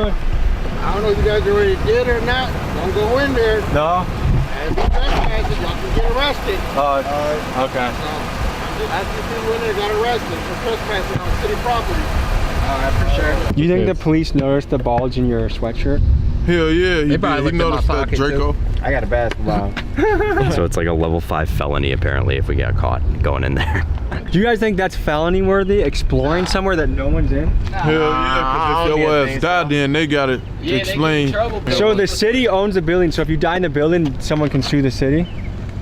Yeah. Do you think a lot of people here are depressed? Hell yeah, I was depressed up in this bitch. What percentage of the population here would you guess is depressed? 99%. Good, my boy. I'd say about. So we've done our fair share of law breaking and rule breaking for this channel, but when a cop directly pulls up and warns us, do not go in there, oh listen. Especially when you got rappers with promising careers with you, you gotta make sure that they're okay too. We went to go sneak in one last building, but as we were doing so, we noticed across the street something that looked interesting. We decided to go check it out. Sir, can you tell us what we're looking at here? All right, so this is Progressive Faith Community Farms, a junior urban master producer classes we have for 7 weeks. And then we have them come out here, go from theory to practice. They actually learn urban agriculture and urban farming. That's beautiful. So they're learning how to, we got goats, we got ducks, we got sheep. I'm not sheep. Goats, ducks, and chickens is what I meant to say. So they're growing all kinds of vegetables over here and stuff like that. So. And sir, what got you into farming? Prices went up. And then they was just talking about, this food desert and different things like that. So I just wanted to just learn how to do it myself. So I just started putting seeds in the ground, and it's so fresh, and it's amazing to go in the back and cut your own salad. Cucumber, tomatoes, lettuce. And it's just fresh. It tastes different. It just really tastes different. We're doing a story on, I call this kind of America's gangster ghost town a little bit. Okay. It's the most abandoned city in America. Yeah, it's one of the most abandoned cities. That's why we're trying to revitalize it. And we can repurpose a lot of these lots. We can clean them up, we can repurpose it, and we can have fresh fruits and vegetables grown throughout Gary, Indiana. We can repurpose it, we can bring it back. Was it your parents or your grandparents that were enjoying The grandparents. So your grandparents were in a prosperous time. Oh yeah. And then shortly after that, things started leaving the city. Right. Sir, would you want to take us on a tour of the farm? Well, I guess I can show you. Yeah. Elephant Man Podcast Network. Subscribe. Yeah. Right here, it's closed right now, but it's the Harmony fridge. And what we do is we have fresh produce we put in there. And anybody, day or night, can come in and get food. Right now, it's not working. well, it's working, but there's no produce in there. So we got fresh cheese in there, eggs, everything like that. And they can come and pretty much shop for free. So this is Faith Farm CDC. This is Pastor Whitaker. He's in charge of right here. I'm Tommy G. Nice to meet you. Tommy G? Yes, sir. Describe Gary, Indiana in 3 words. We're gonna get there. Okay. So tell me about SOB. It's a record label. Okay. We had started a record label, signing artists and whatnot. Yeah. These are my 2 artists right here. Y'all the artists. Yeah. I'm the manager. Y'all flow? The thing you said earlier today. What was the one line you Hit me just with dropped on me about? I don't drop. No, Tommy G. You can't be no artist if you can't just flow. You're in the wrong business if somebody come up to you and say hit it, and you like, oh no, I ain't on that. No. I use certain lyrics. Okay, live with whatever you use. You flow. All right, look, I say it's messed up. How these kids, they running wells from a city where these shorties raising childs. Daddy ain't been home and you ain't seen him in a while. Only man that turned mama sad face into a smile. And if you ain't in my gym shoes, can't walk a mile, cause I got brothers in that cell, they waiting on the day of trial. Home all alone, police knocking at the door when you get scared. Thinking ain't a number you can dial. Let me tell you about the struggle and how this stuff it really is. Mama gone, so the oldest watch the kids. Daddy made it happen, moving weight and feds coming to ask you questions. I told him I ain't messing with no pigs, like I don't know what he did and really don't know what he is. And I like blocks, but if I got to, then I'm slime with the SIGs. Got it out the mud, I knew I could, just had to dig. Tolerate no disrespect, you disrespect me, blow your wig on my brother. Yeah. No, that's how you guys gotta flow, man. Nice. Somebody come out. Nice. But this is us, man. This is our church. We started this about 9 years ago. This is our 9th growing season. 9 years ago, I knew nothing about growing food. I've been up in Milwaukee with Mr. Will Allen. If y'all don't know Will, y'all need to know. Off of Silver Spring. Yeah, off of Silver Spring. I've been to his farm and I've met him. So he's Mr. Will Allen. He's came out here and he helped us. So 9 years ago, I knew nothing about putting food in the ground. Knew nothing about how powerful food is to you for medicine. So food can heal you or it can hurt you. A lot of food that's available around here. If you go to most gas stations, most corner stores, most of that is not even real food. It's bad options and it's not a good way to sustain the body. And so that's where we created this. So inside we got, 20 young people? And 16 of them are young men. They're in there now being mentored. That's what it's about. For me, it's about folks that look like me and helping them have some of the stuff that I didn't have growing up. Guess what? My son, he's 11. My nephew's 10. SOB Jero. SOB OD. How much they make? 15. 15. Yeah, 15. Yeah. At 10. No, like, you feel me? Yeah. An hour, that's... An hour. Yeah. That's good. Yeah. You hiring? I know. I hear it. I see it. They do 9 hours a week for 6 weeks. Median household income, what you think it is in this neighborhood? We're in Emerson neighborhood. 28,000. Lower. 15. Lower. 12. $12,000. $12,000. What? A year. A year? A year. $12,000 a year. That young man right there, he grew up in this neighborhood. And now he making $20 an hour part-time. He's still live right up the street from where we grew up. Took him off the streets and gave him a real time. Yeah, give him some. Oh man, they want to work. Well, we appreciate your message and we appreciate your mission, man. All right, Tommy. Okay, thank you, man. Yep. Ladies and gentlemen, clap it up for Miss Frida. So what we have growing out here right now are Brussels sprouts. Ooh. That's cabbage. That's kale. And you see all those are tomatoes. The front end is green tomatoes and the second end is red tomatoes. What do green tomatoes taste like? People like fried green tomatoes. When you have all your Mexican dishes, there's cilantro. Ooh, as you go down here, keep going straight ahead. We're gonna go to the animals. 52 chickens, 9 ducks, and 20 goats. Miss Fine is the farm manager. Good morning. Hello, good morning. You see the lettuce and everything in there? All the stuff we grow organically. These are the baby chicks, if you will. They're not really babies anymore. Here, somebody come grab this. I'm gonna let you put it through the fence. Is that a radish? Those are strawberries. He's waiting on you. He's waiting on you. Right through the fence, right through the fence, right through the fence, right through that hole. Drop it. They'll get it. Come on. They use the bathroom? Oh, he took off with it. Yeah, of course they use the bathroom.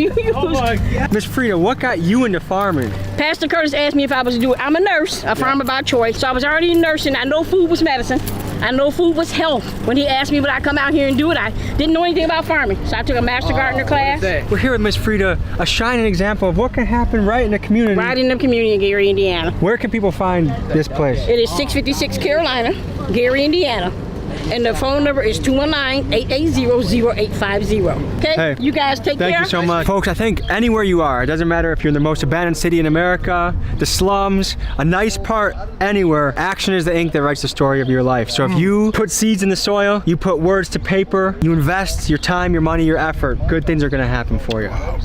That's dope. So remember that, bro. And spread love, positivity, and we'll see you guys next week. Peace.